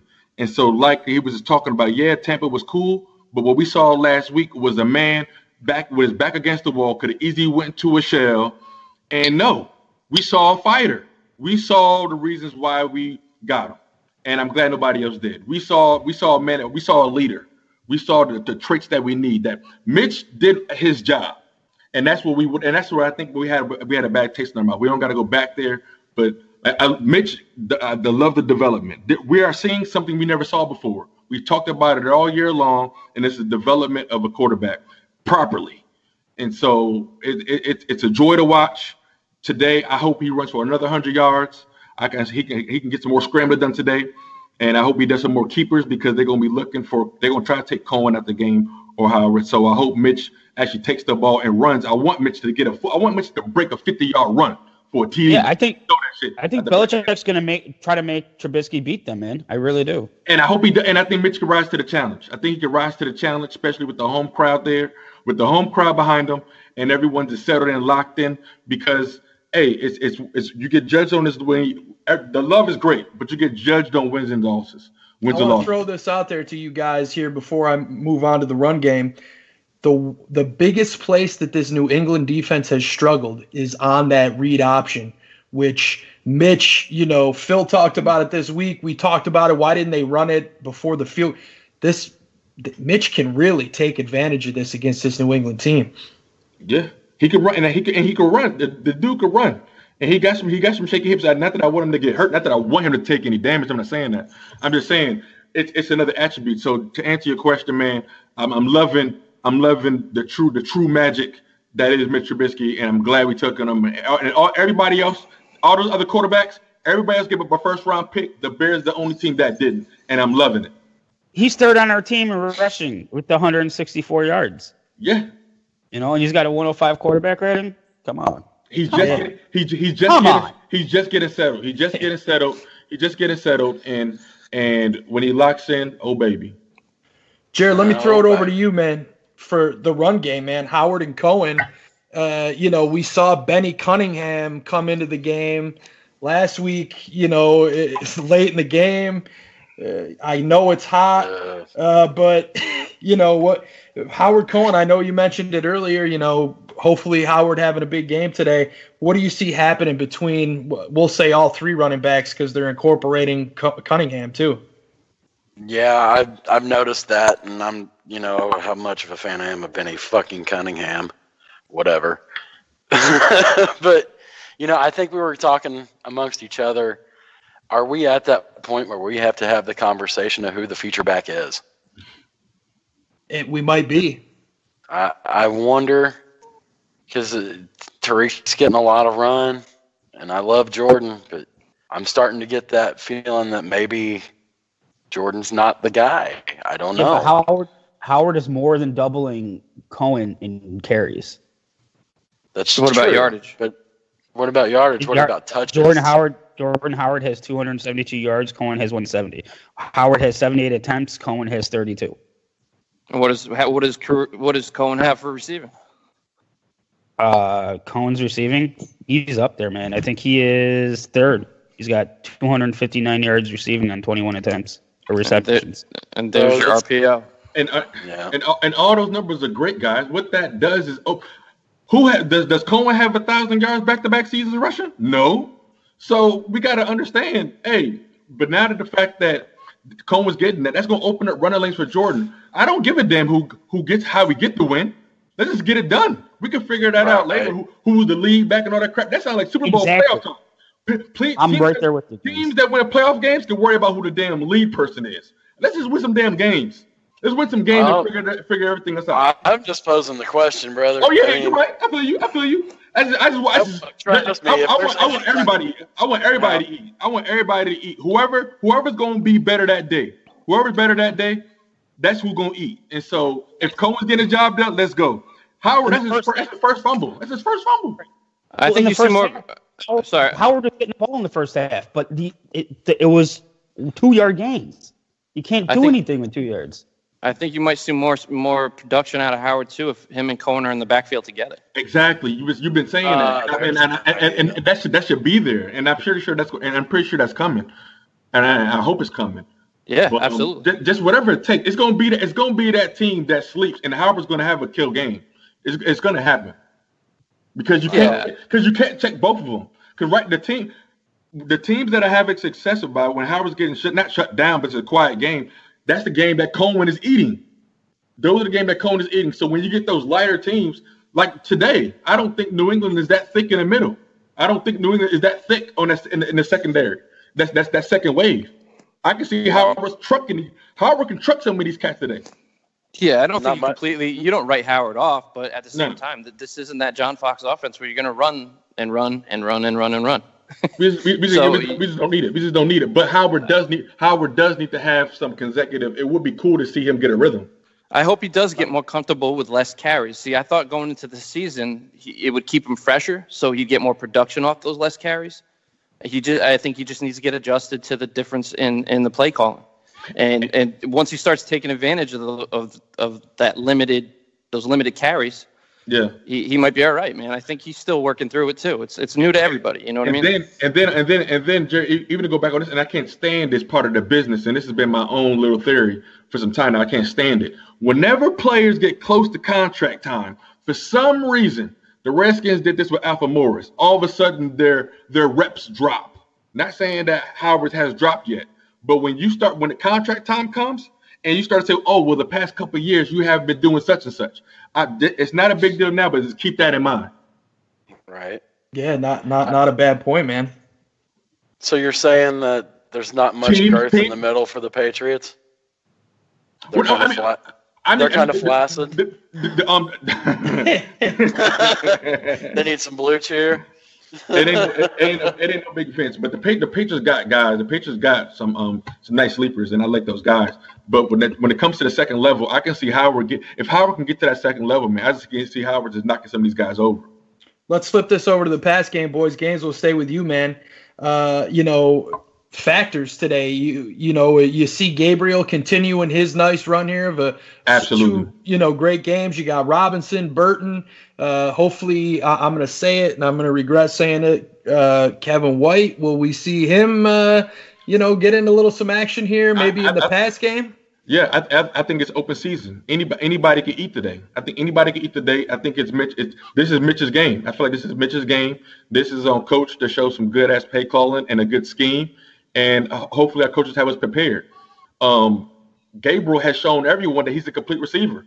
I think Shane and Doc touched on it, and Otto touched on it in 100 Proof about the percentage used from this year compared to with Atlanta. And so Gabriel's is just heating up to just he's uncheckable. And so when you have and then Anthony Miller and then Trey, and so it's really just on the protection. Is Kyle Long going to have a good game? Doc touched on that big. They touched on that big. And so are we going to have are we going to have the same decent offensive line protection?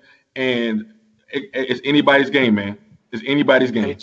Paging Kyle Long. Please. And like Gaines said, I think I think Gabriel's our number one too. We were talking about kind of a shift in what we thought. We thought AR would be that number one receiver, but I think Gabriel is our number one receiver. He's balling, man. I mean, and because it's AR's job to take the most heat off. He's the big guy. I am worried about. We talked about. I don't know the issue with his groin, with AR's groin, but he's going to take that safety. AR is dangerous. AR is automatic, damn near. And so Mitch gets it to automatic. So I love that. And so there could be a Kevin Whiteside or whoever. I mean, anybody. We talked about it. Who's that Y going to? Who's the Y? We haven't really got to that. It's just so many weapons. We haven't even gotten to our full potential yet. That's what's so exciting about it. We're still learning. We're still learning how to fly. I feel like we're like the 92 Bulls. We're still learning. And so it's still very, very early. And what better way than to go against like the best? And so this is just a great game to sit back and just get your popcorn because we have the ingredients. And Josh Gordon has a hamstring too. And so, but how are we going to be physical? Are we going to be physical at the line of scrimmage? Or are we going to allow these punks to get off the line? You know, somebody's fired up. Yeah, it got me thinking about that Tom Petty learning the fly song. Yeah, Stop it. yeah, absolutely, man. Can't go wrong with some Tom Petty. Let me throw this out to you guys. You know, we heard Kyle Long at the beginning of the show say, I lost 14 pounds. Bobby Massey came out. I lost 12 pounds. How big of a factor these guys dropping weight like that in a game? You think that can carry over having sluggish offensive linemen this week? What do you think they've done to prepare these guys? I think you deal with it nutritionally, which I'm sure the nutrition team there at Chicago has got them locked in. IV therapy, because 90% of that's water, from the sweat and things like that. So I think you've got to rely on your training and staff and all of that. Everybody's got to come to play. It's not just the players. Correct. The coaches got to be there. The training staff has to be there. It's a complete team effort top to bottom, and hopefully they've got them taken care of. Yeah, everybody should be replenished. They should have the medical team should have a plan for that to be replenished. Everybody should be 100%. I mean, anybody that he thinks should be over with. We should see a faster team today. That's what's exciting about it. Guys should be a half a step faster. Do you think when did Miami become the hardest place to play in the NFL? I mean, it's always been hot down there, man. Like I don't know. It just seems kind of weird that all of a sudden the heat in Miami is an issue. I mean, it's going to be hotter today than it was last week. Yeah. So if Detroit comes down there and punches them in the mouth, and Miami, I'm just saying, if Detroit goes in there and balls out on them, it kind of just leads to questions about how prepared we were to go down there and deal with that. I mean, at the same time, but teams got to watch that game and scout that game too. Like I said, we beat ourselves, and I mean, they did their thing, but we could have won that game. We could have won that game easily. Oh, absolutely. So, but even that being said, that as much as we hate them, we want Miami to win that game today. So let's turn that around and say, hey, Miami, yeah, I hope it is hot down there. I hope the Lions, are dehydrated. So go Miami. And so that's okay. We need to keep it in perspective. And so I just know, being a big man, if I went out and dropped 14 pounds in a 60-minute game, I just know the following week, I'm gonna be a little sluggish. I'm assuming, they had to have some IVs to replenish their fluids, and I don't think, me personally, I don't think the heat was an excuse. I'm just saying, looking forward to this week, is it going to have any sort of hangover impact for these guys up front, especially with Kyle? I mean, he hasn't played the greatest here, especially with last week. I just don't want to see that hangover. Well, I know a little bit of something about a hangover. So usually, the first couple of hours are rough, but as the day progresses, you get a little better. So hammer the water, keep your hangover. You got to manage your hangover. It's a process, like any responsible adult. You got the hangover. You earned that hangower. So keep now you got to take care of it. No, that's not hair of the dog. Oh man.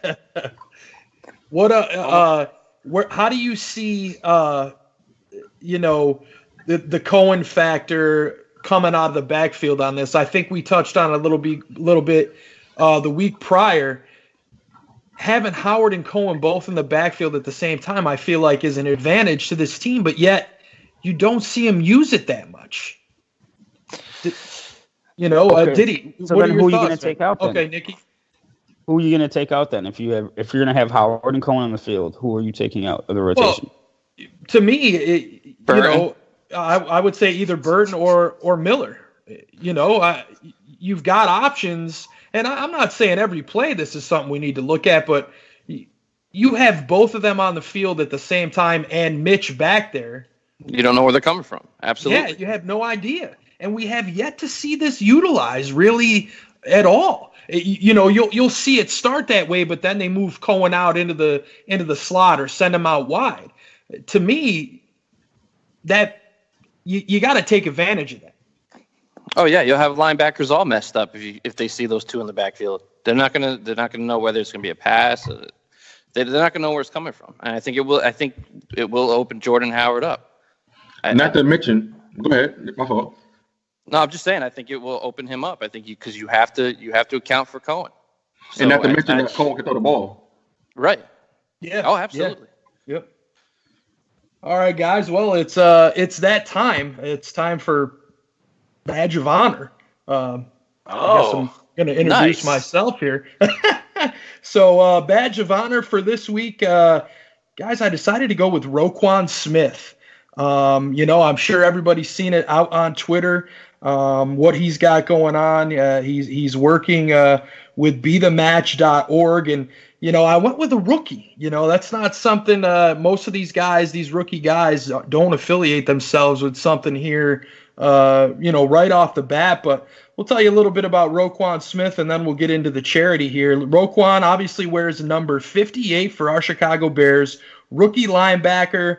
Phenomenal player, born April 8th, 1997, out of Marshallville, Georgia, where he went to school as well. He's 6'1", 236 pounds, went to Georgia. Obviously, he was the first pick of the Chicago Bears with the 8th pick in this past year's draft. Some of his college highlights: he was a unanimous All-American in 2017, the Butkus Award winner, the SEC Defensive Player of the Year, first-team All-SEC and SEC champion in 2017, and he was the MVP of that SEC championship game. So far, yeah, he's a rookie. His career stats so far, 31 total tackles and 1 sack, has yet to force a turnover in his early career. We want to thank NFL.com for that information. But his charity that he's affiliated himself with is BeTheMatch.org. The website that you can go to specific to Roquan is BeTheMatch.org/Roquan. And what he's trying to do is help patients with sickle cell and blood cancers that need genetically matched blood stem cell donors. The donation is safe, it's free, and it's confidential. And here's some numbers that I found startling. You don't realize how much blood cancer and sickle cell disease have an effect on people. Black patients' chance of finding a donor is only 23% related to these blood cancers and sickle cell disease, while white patients' chances of finding a donor are 77%. And patients and their families are counting on people like us to try to help this disease, and that's what Roquan's trying to do. So it's very simple to sign up to possibly be someone's cure. You just go to BeTheMatch.org/Roquan.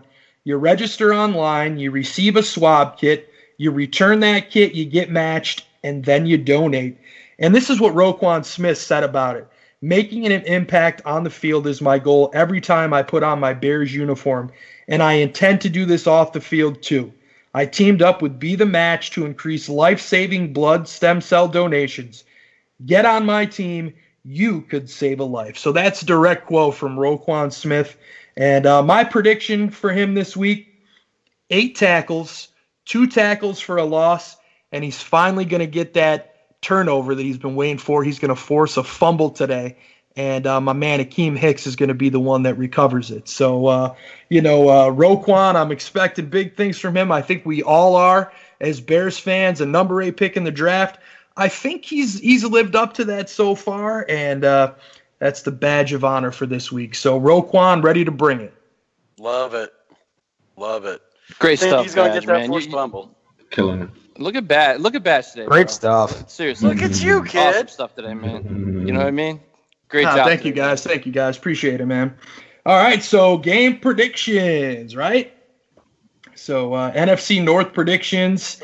Let's get into the predictions here. And the first game that we're obviously Well, you know what? I'm going to switch it up a little bit. I kind of want to bring up our boys last. So I'm going to start off Vikings headed to New York to take on the Jets.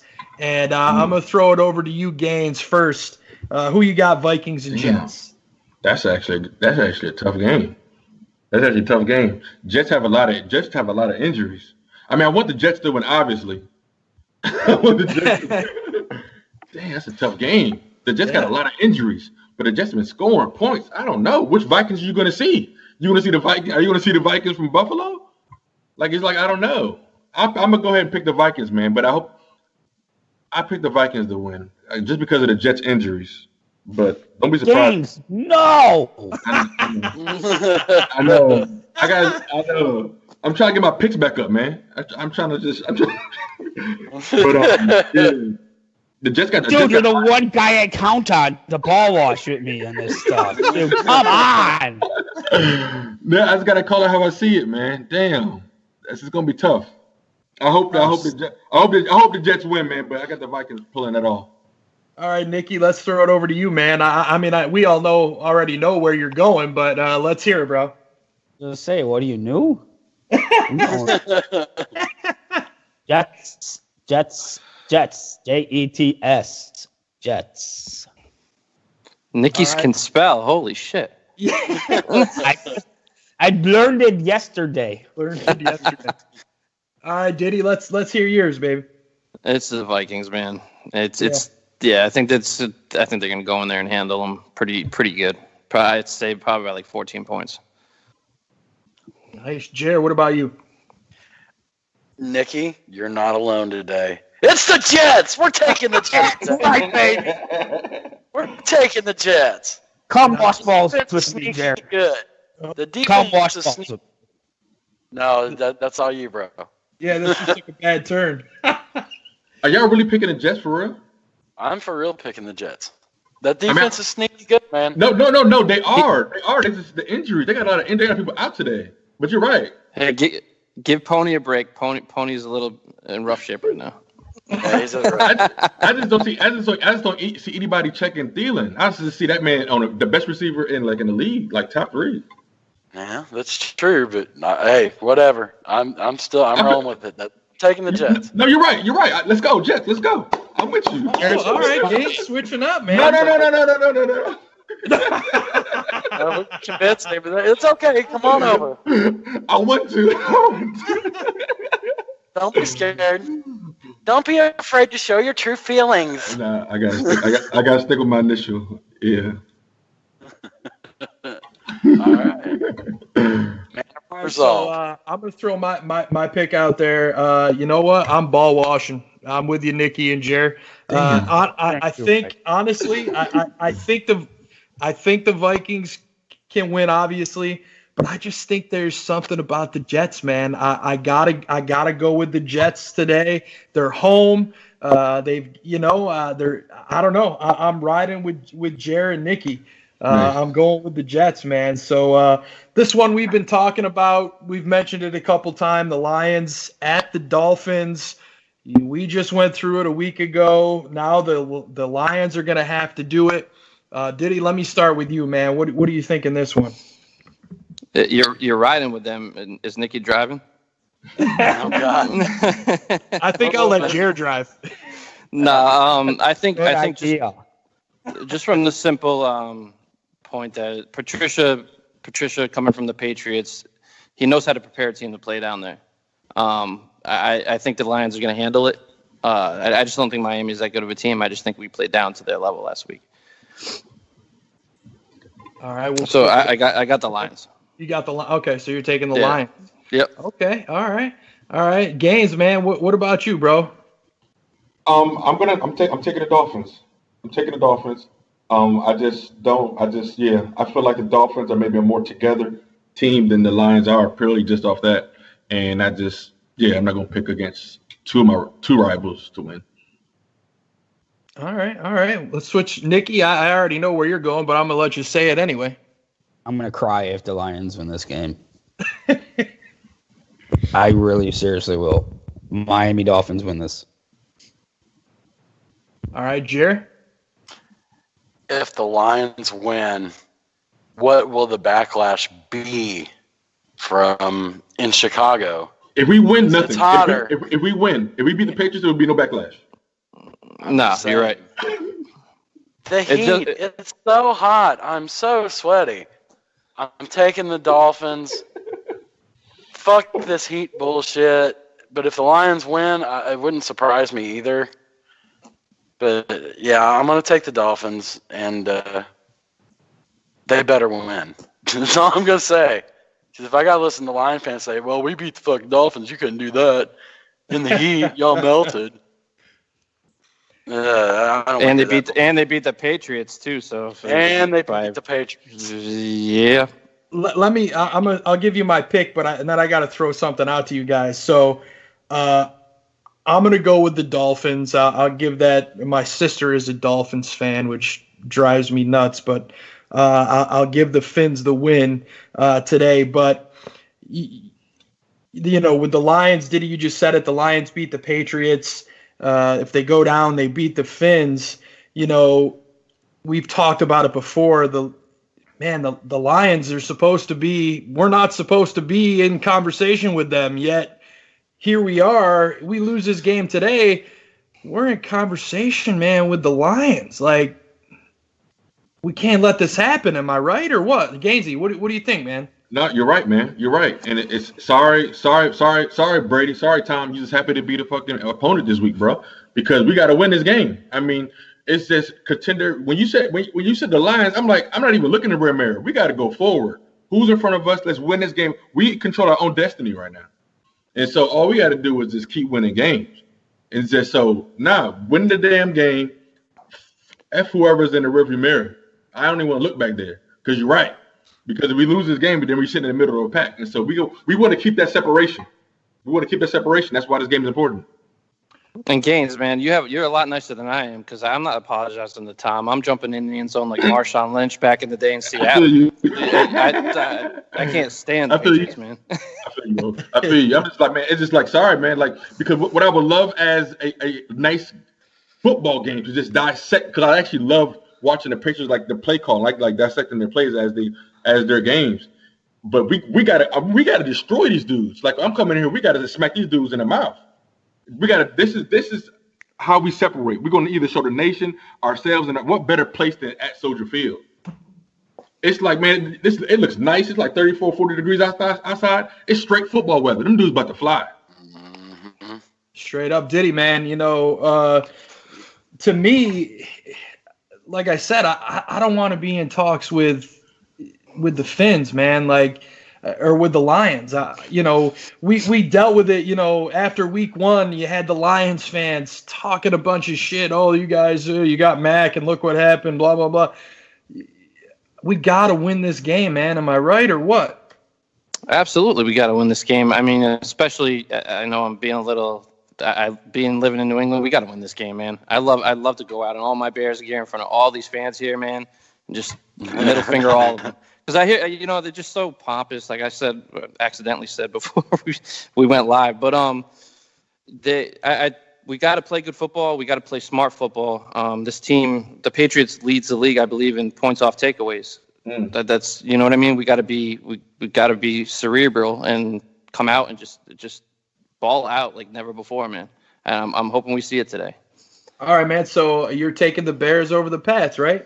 I cannot take the Patriots in any circumstance. So absolutely, let's go Bears, man. All right, and Jared, man, your thoughts on Pats Bears?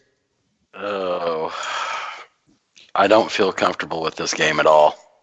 I really don't. And for the first time, I'm gonna take the Pats, and I don't feel good about it. And I hope I'm wrong. What? I hope I'm wrong. Jared,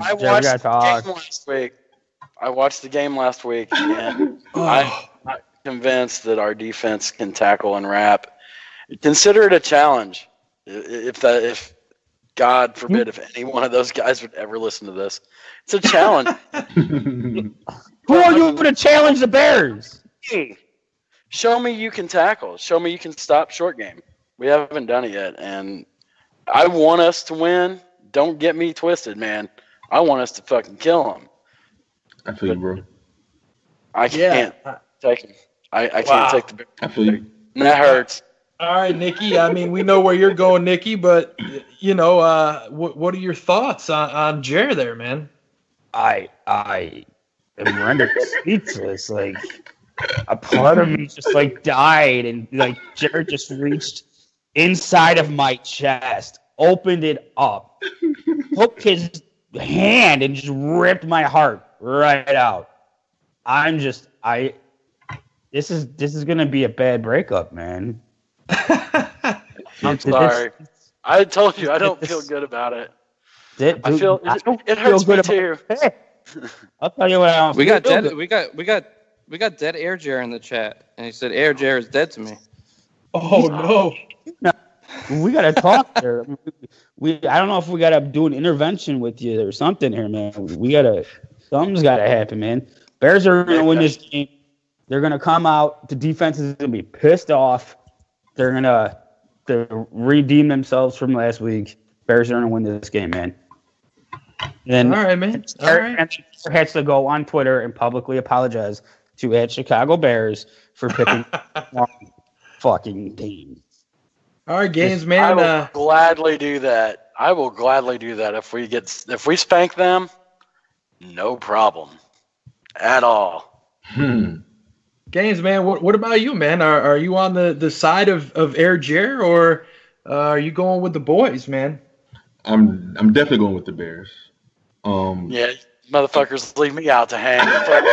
I'm definitely going with the Bears, and I feel Jer maybe I don't know, maybe don't want to save for the possible chance of disappointment, and so I get him. But it's just like when you think about the Patriots beating the Bears, you automatically think it's just about Tom Brady. But nobody can say how it's going to happen. And so there's some really, really good matchups here that we can just take advantage of. It is a big wait and see. But we have to look at the teams that the Patriots won, that they beat. It's only Kansas City is the best team. Everybody else is middle of the pack. The Patriots have not won on the road this year. Houston, Jacksonville, Detroit, Miami, Indianapolis, Kansas City. What of those teams are impressive besides Kansas City? I mean, Miami beat us, okay. But who else? Jacksonville. What team have we beat that's been impressive? And so that we beat? Yeah. No, what do you mean? Fitzpatrick was the MVP week 3. What happened to that? Where's he been? Oh, but again, we fucked him up. That's what happened.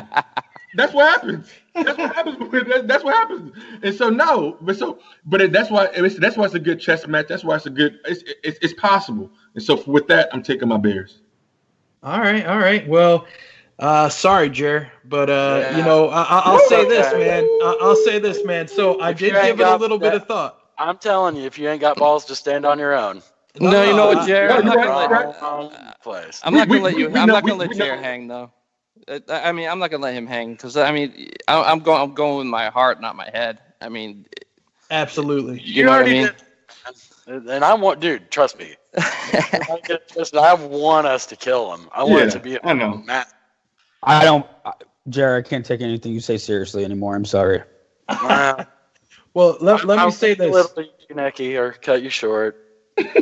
I'll say this. So I did give it some thought, and here's why I gave it some thought. So the last time the Bears went to the Super Bowl, they lost to the Packers, the Dolphins, and the Patriots, right? Those were their 3 losses.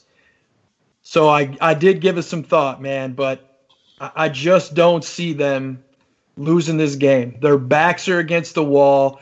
This is a game that they need to step up both sides of the ball, special teams, the coaching staff. These guys need to put it all on the field at this point, now you're sitting at 3-3 and everybody in the division is right there with you. This allows you, the Packers are on a bye week, which we'll talk about in a minute here. This allows you to stay ahead of the rest of your division we're a week away from the midway point. That's where you want to be. You want to be in contention. And I just think that this week these guys realize that. I think these guys are hungry They're going to play fast. They're going to play furious. And I think the Bears are coming out on top this week, fellas. I like it, Badge. I like it. I do too. So, hey, real quick, we got some great breaking news. Any chance I get a chance to throw out the smartest man in that bar room, I'm gonna do it. Shane just tweeted out, the Patriots and the Bears are the two least penalized teams in the NFL. That is a great chess match to watch. Thanks, the smartest man. Yeah, the smartest man coming through, man. And so speaking of that green and yellow team, as I mentioned, they are on a bye this week. But here's the thing about their bye this week. When they come out of it, they've got 2 weeks to prepare, man, for the Rams. And, 2 weeks to prepare. To me, Green Bay. Yeah. I ain't worried. I think this is a good spot for them, though. There's been some turmoil there since the offseason, and I think this is a good spot for them to sit back and take a look at what they've got and prepare themselves here for this stretch run. And I hate to say it, but, this is a chance for them to really come together and turn this thing around. Gainsey, man, what do you think, man? Do you see a different team coming out, bro, or what? You talking about the fucking Packers, right? Yeah. I can't stand this fucking team, man. I hope, man, these motherfuckers, they're ready to go into the fucking desert, man. They're barely winning these games, man. He's supposed to be the fucking best quarterback and all this bullshit. They're barely winning these games, but okay, whatever. Whatever. They're barely. You gotta be real, man. I'm trying to be real. They're barely holding on, and so I don't think their defense can keep up with the Rams. I don't think their defense. Aaron Rodgers has to do everything physically possible for them to get a W, which is great. It's cool. It's not cool. I hate the fact that they have somebody that can do it. It's great by a pure that human being that he can do what he can do to win them a game. But the fact is, they survive a bad 60 minutes of football to barely squeak out a W, and so. I just think that the Rams are going to roll over them. I think I can't. I'm going to watch that game. I can't wait to watch that game. That's going to be a beautiful game. Man, what do you see, bro? Turmoil. Rodgers isn't happy. McCarthy isn't happy. They're not playing well on both sides of the ball. They got a lot of injuries. I understand what you're saying. Like historically, Green Bay has been the measuring stick in our division for years, but I just think things are a little bit different now, and I agree with Gaines, man. I think they're going to get stomped out. It's over. Yeah. Nikki, do I even have to ask? Nope. You know my feelings. I didn't think so. Jared, man, what are your thoughts? Fuck the Packers, fuck Aaron Rodgers, fuck Clay Matthews. Oh, really, Jared? Fuck them all. It sounded earlier like you're ready to put on a freaking Aaron Rodgers jersey. Never will I wear that baby shit green and piss yellow bullshit.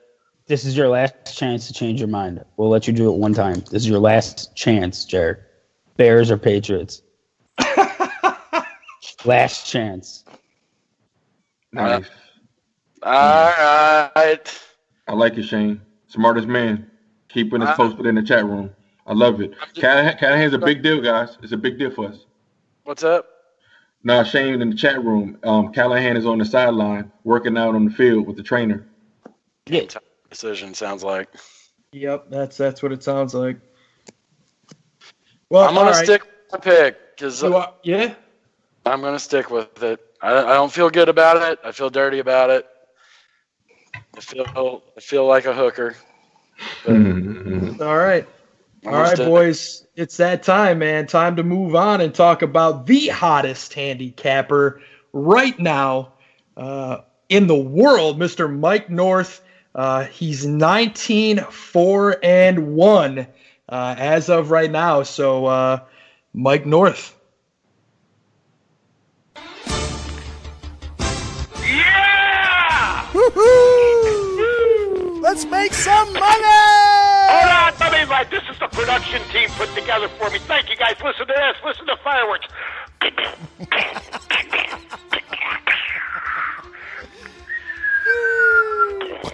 All right, thank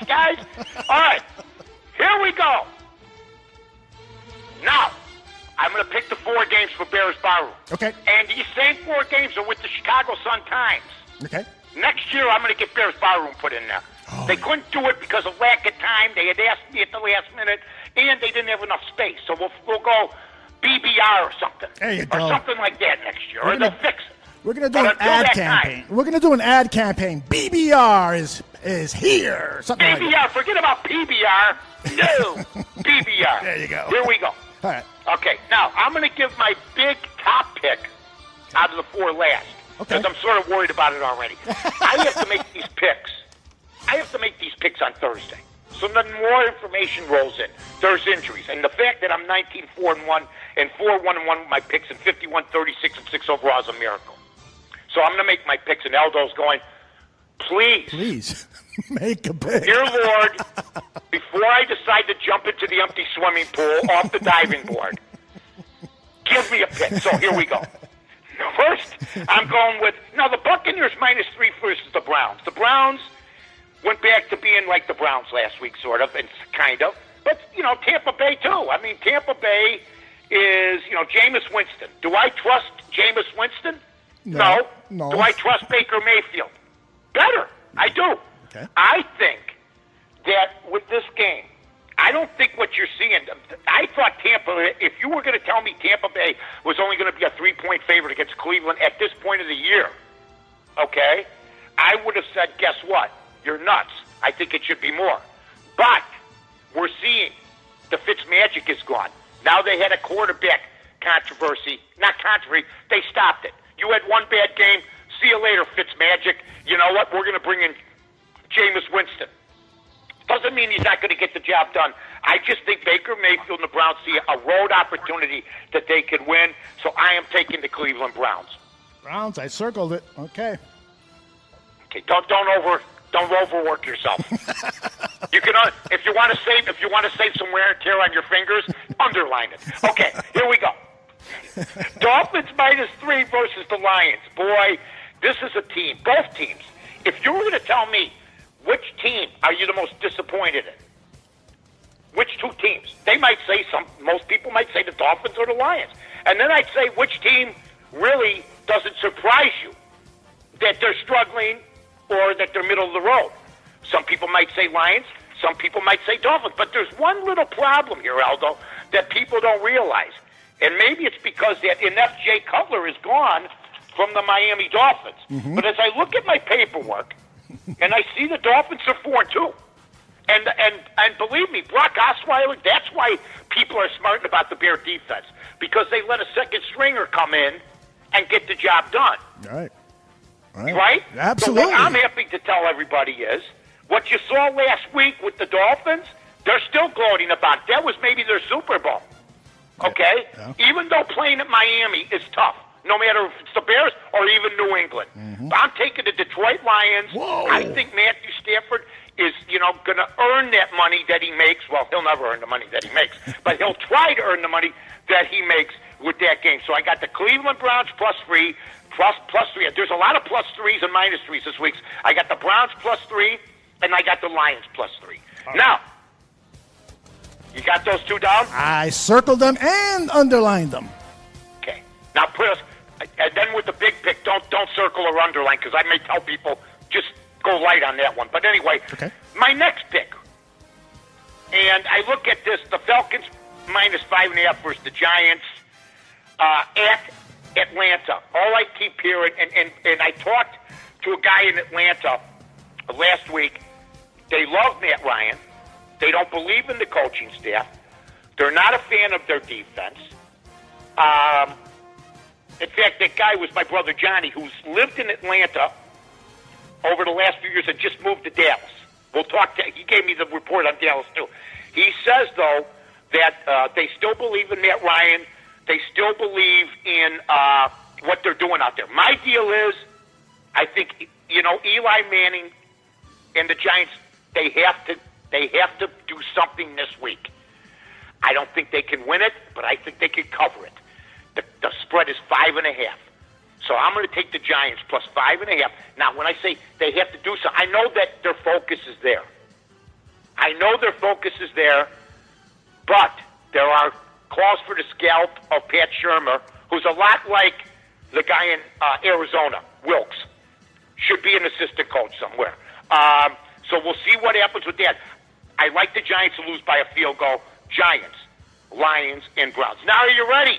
I'm ready for the big one. Big play. Oh, yeah. We're ahead of schedule today. We are. If we are. Usually you're panicking by this time. Last week you said we had 16 minutes. I looked at the clock right now. I go, hope Aldo has some of his emergency material. I okay? do. He's Aldo Gandia because I'm on a roll. Here is my last one. Okay. Jacksonville -5 versus the Texans. -5. Now, I'm going to give 3 quarterbacks I thought would be busts. And believe me, there's more. I just don't have time. I'll give you 4. Okay? Jamarcus Russell, knew he'd be a bust. 1-year wonder at LSU.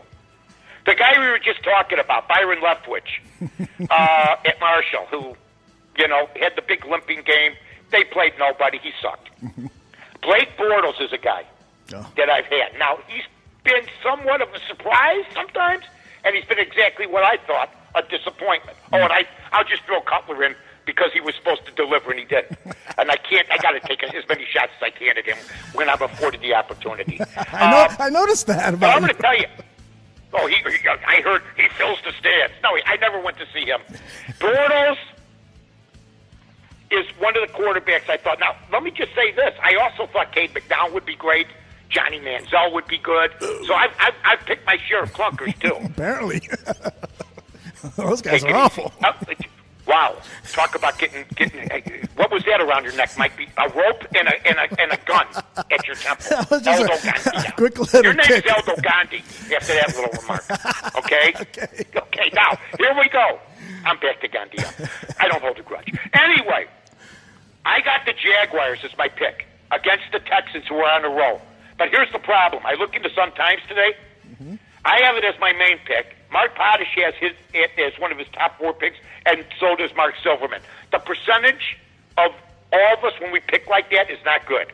So if you're going to take the Jaguars, and it could come up this way, go light. That's all I'm telling you. Those are the picks. Jaguars, Giants, Browns, and the Lions. What do you think? I like those picks, although I will tell you the Giants one worries me a little bit.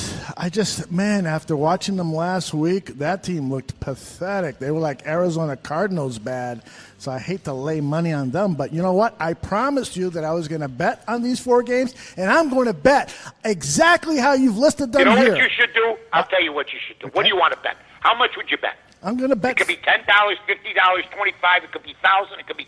It doesn't matter. $2. It don't matter. I don't care. 25. Here's what I do. 25 jelly beans. Okay, 25. I parlay because I'm not confident in the Jaguars pick. But if they do win, I'm not confident in my main pick. Think about that. Well, that's because I still go by sometimes the public conception, and everybody thinks because they're at home they may jump back. But this is the reading I got. When I lose or win, it's from my system. I put the Jaguars and the Giants as a parlay. For $25, you win 65 if they both hit. And then I would take the Browns and the Lions for 25 each and see what happens. And when you're 0-4, I'll be apologetic. But don't worry about it. I don't think that's going to happen. But that's what I would do. Okay, I got the Titans plus 6.5. Right. The Bills plus 7.5. Mm-hmm. The Vikings minus 3.5. The Panther. Hey, I'm Ty Carey. In honor of Harry Carey, I won't pronounce any S's for the rest of this. The Panther, plus 4.5. The Brown, plus 3. The Jaguar, minus 5. Underline that, but also put an asterisk. The Lion, plus 3. The Raven, minus 2.5. Hey. 49er, plus 9.5. The Redskin, minus 1.5. The Chief, minus 6. The Giant, plus 5.5. The Giant with Eli Manning. And then the Broncos I had last night, giving 1.5. It ended up being a pick. All right, Mike, review all of your game picks and then tell us about the Patriots and Bears. Okay, I got the Titans plus 6.5. Right. The Bills, plus 7.5. Mm-hmm. The Vikings, minus 3.5. The Panther, hey, I'm Ty Carey. In honor of Harry Carey, I won't pronounce any S's for the rest of this. The Panther, plus 4.5. The Brown, plus 3. The Jaguar, minus 5. Underline that, but also put an asterisk. The Lion, plus 3. The Raven, minus 2.5. Hey. 49er, plus 9.5. The Redskin, minus 1.5. The Chief, minus 6. The Giant, plus 5.5. The Giant with Eli Manning. And then the Broncos I had last night, giving 1.5. It ended up being a pick. Now, thank you to the production staff with the horn. Okay, ladies and gentlemen, we don't even have a production staff. No, it's just this me. Is Bob. Aldo and I are Eddie Murphy in the plane, that movie Life. We take off, and if we crash into the farmhouse, so be it. That's it. Okay, that's all. That's the only way we can do this. I believe most of the money is going to go on New England. I just think it's too hard if you're living in the area outside of Chicago. If you lived in Idaho, if you lived in Montana, if you lived in, I don't know, New York, who you take? You're probably taking New England. Got to. But I think Khalil Mack has been hearing the whispers. I want to see him. Look, he's got to pace himself a little bit. I think he blows his engine out, and I think Aldo's right in a little bit of a way, which is a lot of credit I'm giving Aldo. Believe me when I tell you this, folks. I think he's right. Aldo's extremely right on this, seriously, by saying he's not in completely good game shape yet. But wait a minute. You're in shape all year round, supposedly. And this is what, week 7? He's in shape. But I think they're making adjustments. He plays, it's not like you play middle linebacker. What can you do? You run away from him. Sometimes you run at him. Send 2 blockers at him. If you pass, you roll to your left sometimes. You do a lot of play action. I mean, you know what? What he's done is phenomenal. There's no question. But I would rather see a more balanced game, maybe get a turnover, but I do want to see him make a difference in the second half, and that includes the whole Bear defense, which I think you'll see because they're playing here, and this is probably going to be, Aldo, Tom Brady's last game. Now, is Tom Brady going to lose his last game? My deal is I think the Bears upset him.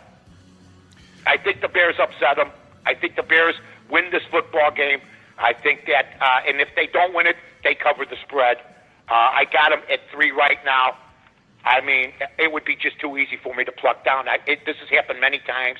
I don't want to hear that New England needs. New England doesn't really need this game, but they play to win every game. Now, can these big, fast linebackers, Trevathan, can these guys play with Gronkowski? That's going to be the key. Plus, our defensive line and our pass rush is 3rd best in the National Football League. Brady can't scramble. Brady can sidestep, though. So what the Bears got to do is stay in their lane, because what Brady's good at is sidestepping, Aldo, and then running forward, and before he gets to the line of scrimmage, throwing a 25-yarder to a wide-open guy because he bought 2 extra seconds. So the Bears are a 3-point underdog at home, and you are taking the Bears to win flat out. And Goon and Tooch have joined us in the chat, and we always welcome them with a little song here. My dear guests, welcome to Fantasy Island. Oh, yeah. Goon and the Tooch and the Goon. 2 dudes with a fantasy in a barroom. Ain't saying it's gay, but it could be a bit. They're about to tell you who to start and sit. I said Goon and the Tooch and the Goon. 2 dudes with a fantasy in a barroom. Ain't saying it's gay, but it could be a bit. They're about to tell you who to start and sit. I said Goon and the Tooch and the Goon. 2 dudes, fantasies in a barroom. What? Sit down, Waldo. All right, John and Joe, welcome to the Barfly Tailgate. What's up, guys? What's going on, guys? Hello, men. Happy Sunday, fellas. So I just want to remind everybody, if you got fantasy questions, get them in the chat, and we'll get them to Tooch and Goon. So get them to us, guys. And guys, welcome to the show. We'll kick things off with your top 2 starts and sits for the week. If you've got more, that works too. All right, man. So I guess I'll go ahead and lead off here. I'm going to start with Dalton, baby. The Red Rocket has a killer matchup against the horrible Chiefs defense this week.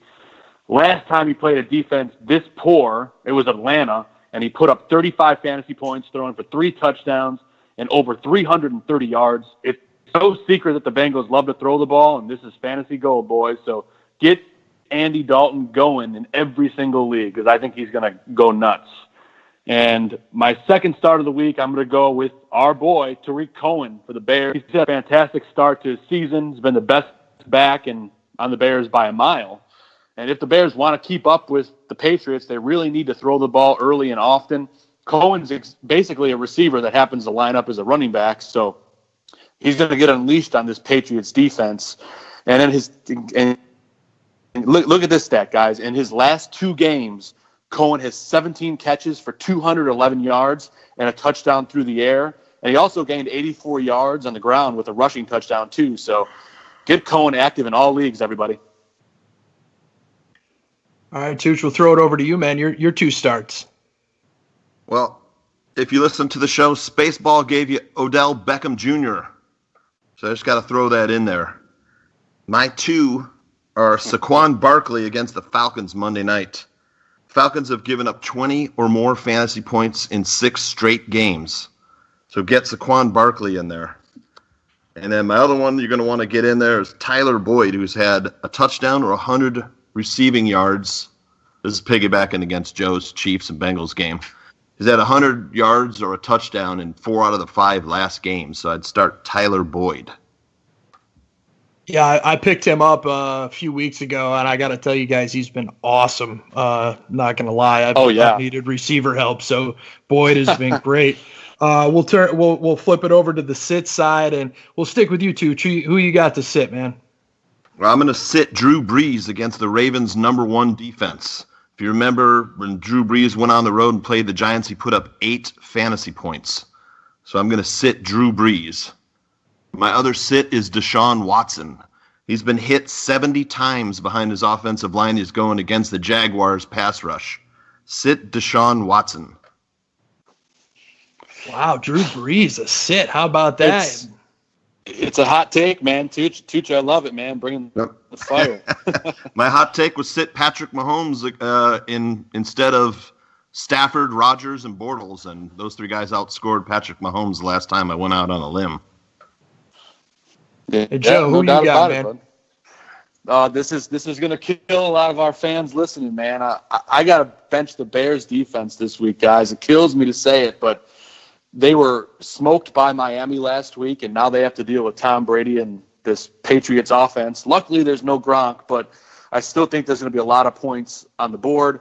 You know, Khalil Mack is banged up, and, I think the Bears are probably going to fall behind early in this one, and for everyone listening, just play it safe and put the Bears defense on the bench, because even if they can pull up a win, it's going to be a shootout. There's going to be a lot of points in this game, and you don't want that for your fantasy defense. And my other bench of the week here is Will Fuller from the Texans, kind of piggybacking off of Tooch a little bit, talking about Deshaun Watson. He's been running for his life, and he's got no time to throw the ball. And Will Fuller is a deep threat. And when Watson has no time to throw, Fuller has basically no value. So leave Fuller on the bench this week. I'm not expecting much out of him at all. Wow, those are some tough sits, man. I'd like to sit in the Bears D. I struggle with that. I wish I had sat him last week, but yeah, no kidding, right? So we'll move it up. Sprinkled up pretty good. Got a few questions in here. Yeah, let's get some questions in there. Jer, if you want to go ahead and kick it off. Matthew Beck 1 wants to know, do I sit AJ Green or Tyreek Hill for Turbo Gabriel? Oh, boy. I know Tooch and I are usually on the same page with this. I'll let you chime in too, Tooch, but I never bench a stud like that. I mean, I love Taylor Gabriel's matchup today. He's my sleeper play of the week. But I still think if you have a top-tier talent like those guys you're talking about, it's really hard to leave them on the bench, especially with the volume they're going to get. I've got Gabriel in my DraftKings lineup. I actually really like him today against the Patriots defense. I have him in my DraftKings lineup too. Nice. That was one of the questions. Another question we had from Jeremy Platschke is Gabriel or TJ Yeldon in the flex. Ooh, that's a tough one, but I'm rolling Gabriel there. I think he's got a lot of opportunity today, and we all know how that secondary for New England is. So he's going to get a lot of free running. So it's going to be a good time for Gabriel today. Yeah, I'd take Gabriel too. The Houston defense is playing a lot better, Joe. We talked about that on Fantasy Football Goon. So I'll stick with Taylor Gabriel over Yeldon. And then we've got a question from somebody named Aldo Gandia in the chat room.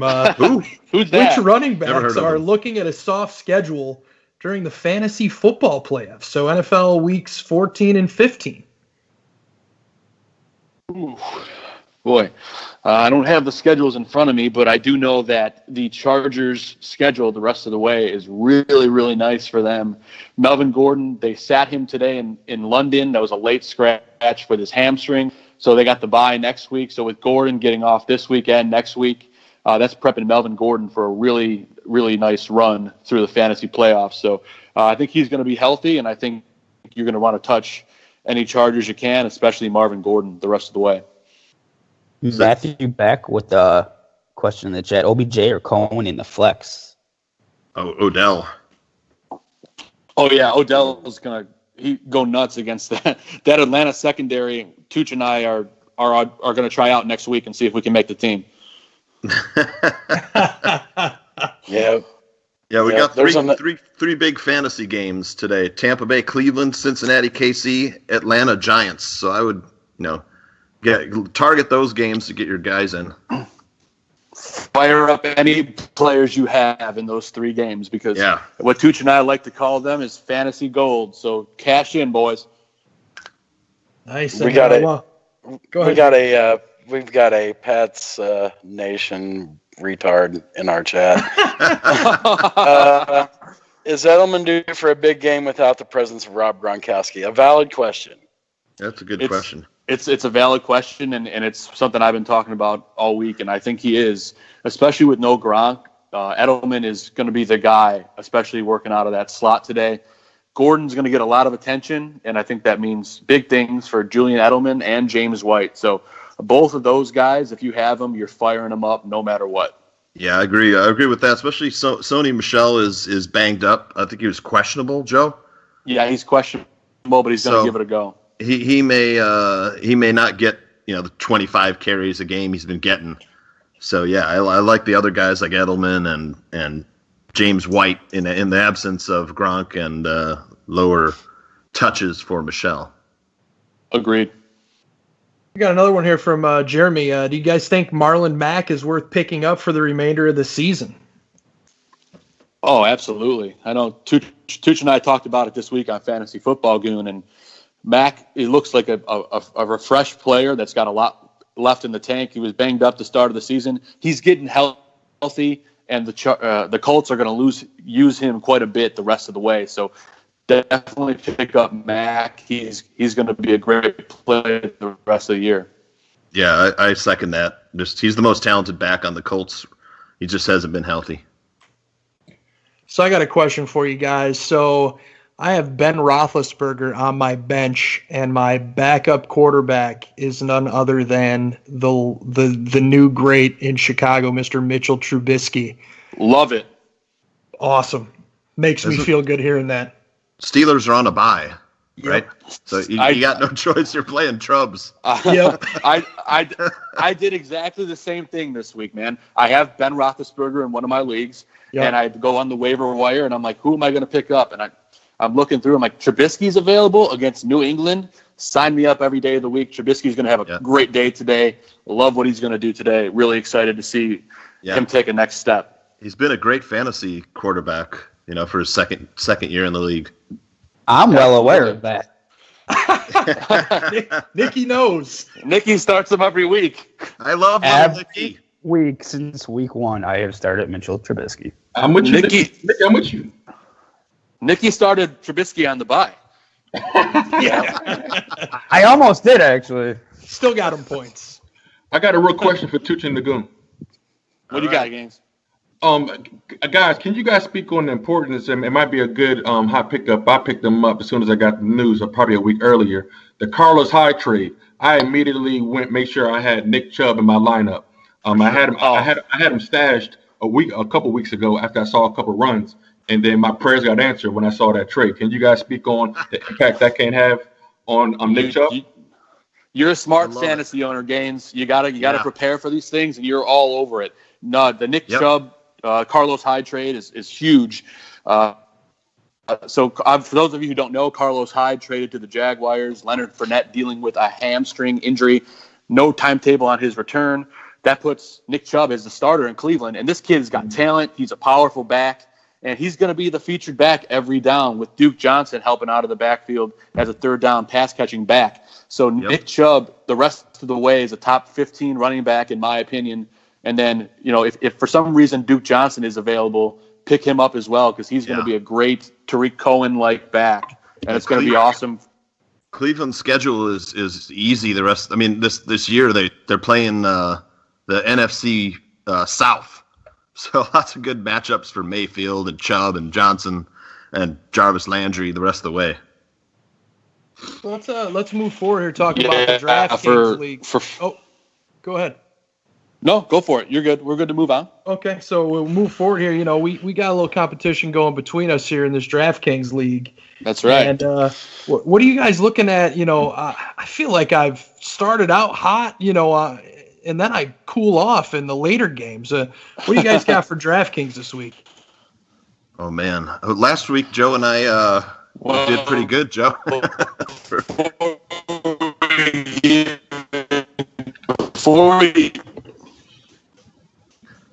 Sounds like me last night.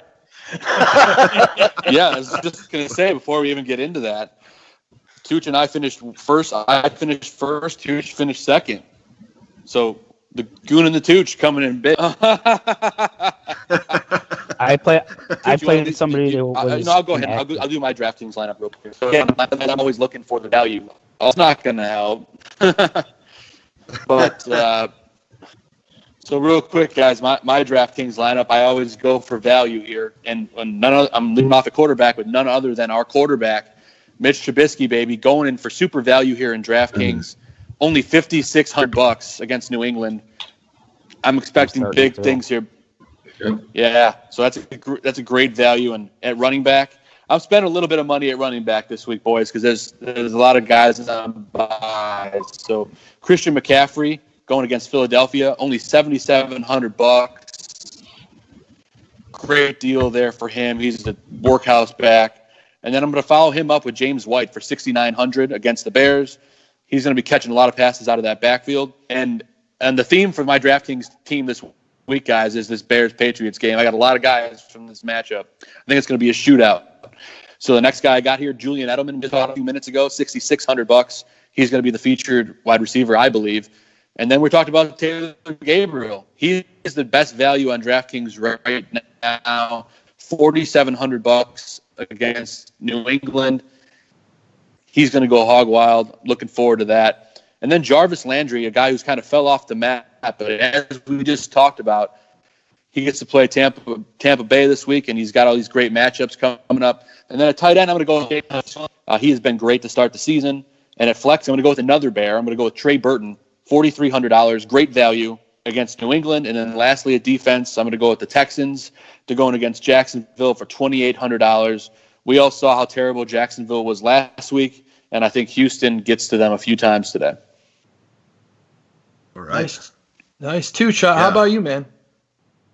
I've been using a different strategy for daily that I think has been working pretty good. I've been spending high on some guys I like that are studs and have good matchups. Last week I spent $10,000 on Todd Gurley, and that paid off for me. This week I went with Gurley again. I know he's $9,800, and I also took Zach Ertz for $7,100. I just love Zach Ertz matchup against Carolina. And then I took Joe Flacco going against the 32nd ranked pass defense today. He was only $5,400. I like that matchup. And then of course, we talked about Nick Chubb. He was only $3,600. So if he goes off, Gurley and Chubb, if they have similar production, I'm going to have a pretty good score at the end. And then also against that 30, I stacked John Brown with Flacco. He's getting double-digit targets, a lot. And I also have Taylor Gabriel for $4,700. That's a good buy. And for $4,100, I took Jermaine Kearse. If you remember last year, this guy on the Jets came in and he was just getting a lot of targets, a lot of production. He was terrible in Seattle. On the Jets, he's turned into a PPR machine. And then in my flex, I have Robert Woods, who with Cooks and Kupp banged up, I like him against San Francisco. And then my defense is the Eagles for $2,600 against Carolina. The Eagles are at home, so I like that matchup. If Cam Newton's capable of stumbling, if he throws up a stinker, he's going to throw up a big stinker. So I like the Eagles pass rush. I'm going to take the Eagles against Cam and the Panthers. Love that call, man. Good stuff. Nice. Yeah, I have yet to pick my DraftKings league for this week, so I'm curious to see what happens here. So we'll touch on injuries here in just a moment.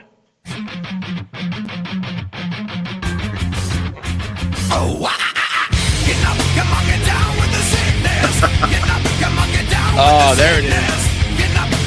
Absolutely.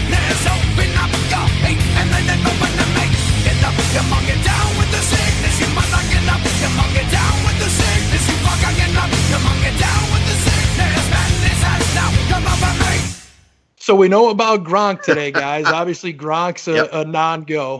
Who else you got out this week? The big news is Melvin Gordon, who made the trip to London but will not play. They're on a bye next week, the Chargers. So I'd get Austin Eckler into your lineup if you have him. Yeah, Austin Eckler, man, big. I'm never gonna get sick of that drop. I think I'm falling down with the sickness now.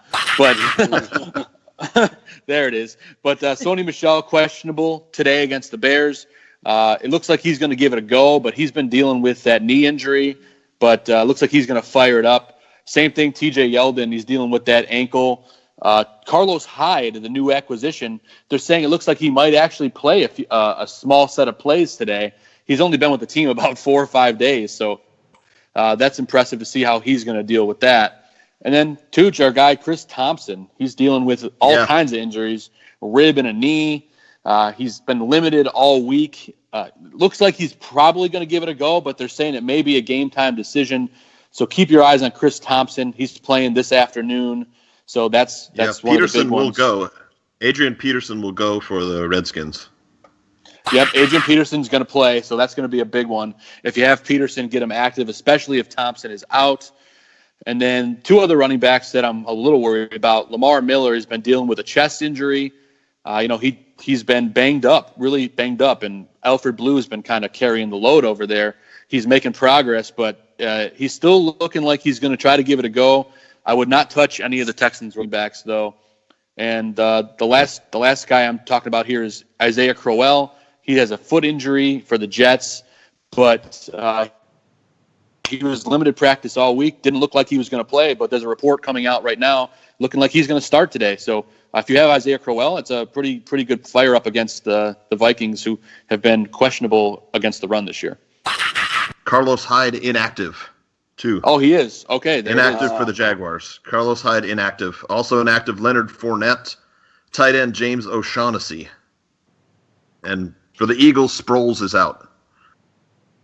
Yeah, Sproles has been banged up. That whole running back core for Philadelphia has been brutally down with the sickness. So Corey Clement, also, great start. Also, for the Bears, Michael Burton inactive. Excellent. Even when he's on the field, he's inactive. I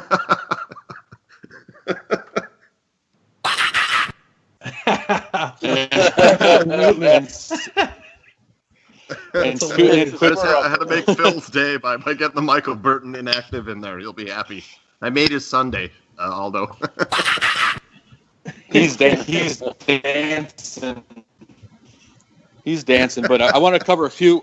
I want to cover a few receivers here that are questionable or dealing with injuries. I talked about Will Fuller being a guy to keep on the bench this week, but he's also dealing with a hamstring strain that's been bugging him for quite a few weeks. He's been limited all week. Looks like he's going to fire it up, but still, I recommend leaving him on the bench. Not only does he have the injury, but his quarterback is running for his life, so leave him on the pine. And then Marquise Goodwin came back from injury last week and had a monster game against the Patriots. He's been full practice all week dealing with a quad injury. Looks like he's going to give it a go. Same thing, Calvin Ridley. But those Falcons receivers look like they're going to give it a go. Calvin Ridley and Sanu both look like they're going to be active today. Yeah, it's big for Sanu. I got him going. He's been a big factor for me the last couple weeks. Yeah, Joe, the news broke this morning, Joe. Broncos listening to trade offers for Demaryius Thomas. So look for Cortland Sutton maybe to step into that role, Joe. And Sutton is available in a lot of leagues right now, guys. So if you want to be proactive like Gaines was getting Chubb, Cortland Sutton could be a guy to go pick up right now. Wow. Awesome. Wow, that's some good stuff, guys. The Hyde thing, I'm a little surprised that he's inactive, especially with Yeldon being down. Who's behind Yeldon on that Jaguars in that running back room? It was Corey Grant, but he's also injured. So, yeah, it's a surprise that Carlos Hyde is out. You think they could find a few plays for him to run in the offense, But they must just not be. Yeah, behind Yeldon, there's a fourth running back. Grasp. Yeah. You got a question here about Ito Smith and his rest of the year value with Freeman sitting on the IR. What are your thoughts on Ito Smith and his rest of year value? I'm a big fan of Ito Smith. I know Tooch is. We've talked about this. Tooch, you can chat. You can talk about it. Yeah, I'd say he's an RB3, good fill-in flex player, maybe in a good matchup right now. If Tevin Coleman should get banged up or go out, leave a game, he'd be a great play. Yeah, for sure. And he has kind of like a Tevin Coleman kind of value as he did before. Obviously, he doesn't quite have as much talent, but he's going to get a lot of touches. And I mean, he put up 10, 11 points the last couple of weeks, and I think that's only going to.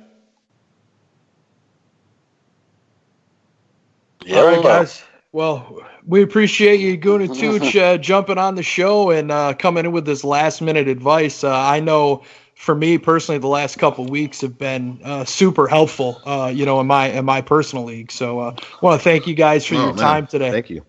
I got a quick anytime, gentlemen. Real quick, the backup running back to Yeldon is Jamal Charles. We forgot, Joe. We talked about him too. He's the former Chief running back who.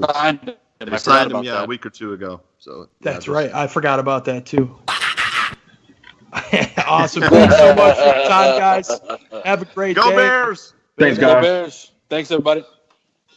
All right, guys. So, B. Diddy, man, we'll kick it over to you, man. What do you think? What are you expecting here the rest of the afternoon for this Bears team, man? Let's get some of your final thoughts on the game today, bro. Just like I've said the whole show, we need to bring our A game. I think this talent-wise, this is a game we can definitely win. You got the hooded genius on the other side of the coin there, though, and he's the best at what he does. I mean, this is the best coaching quarterback combo I've seen in my lifetime, and we're going to have to bring our A game. All right, man. We'll kick it. We'll kick it over to Nikki there, man. What do you think, Nikki? I know where you're headed, man, but what do you want to see from this team against the Patriots today? A win. Simple as that, huh? No, I want to see them come out there, make adjustments when needed.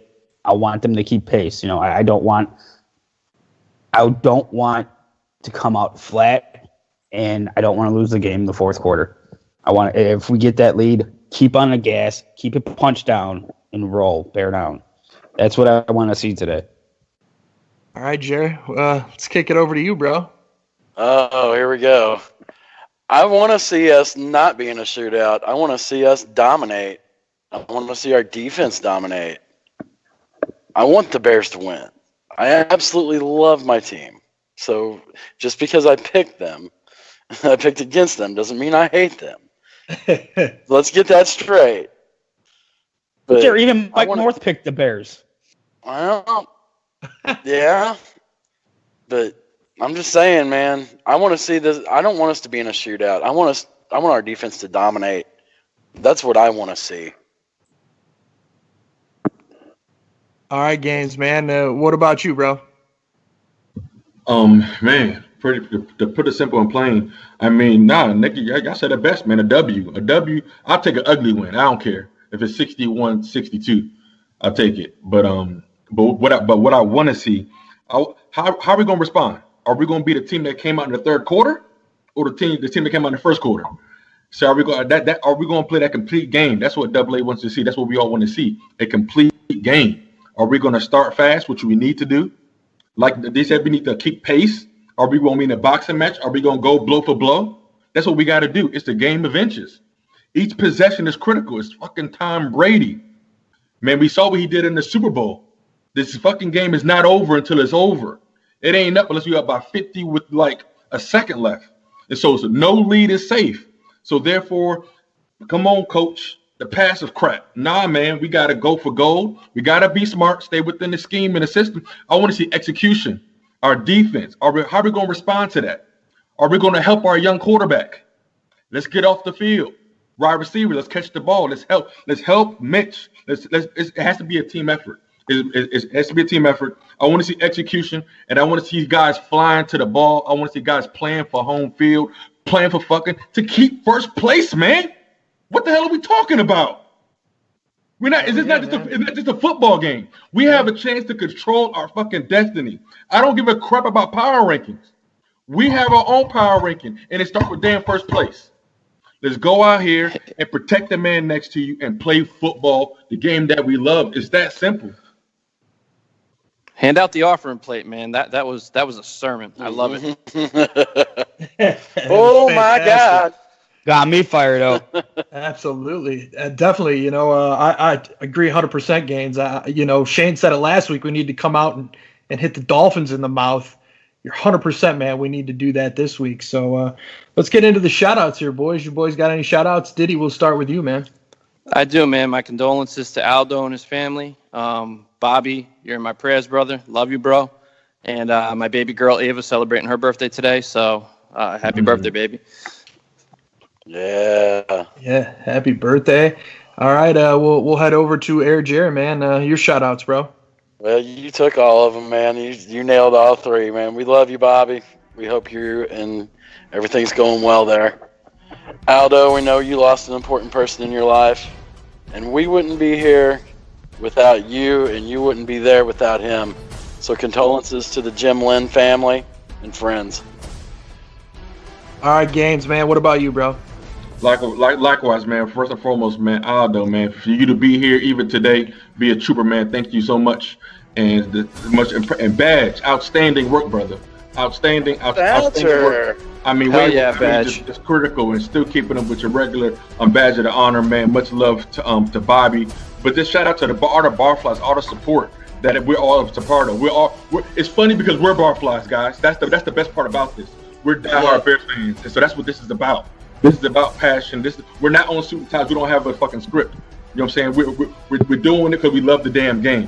And so I'm really, really honored and I'm appreciative to be here with you guys. This is freaking awesome for me. I love just listening. And sometimes I gotta pay attention because I just love listening to you. Because I gotta listen, but I'm listening to you guys because you guys just dropping bombs and everybody in the chat room.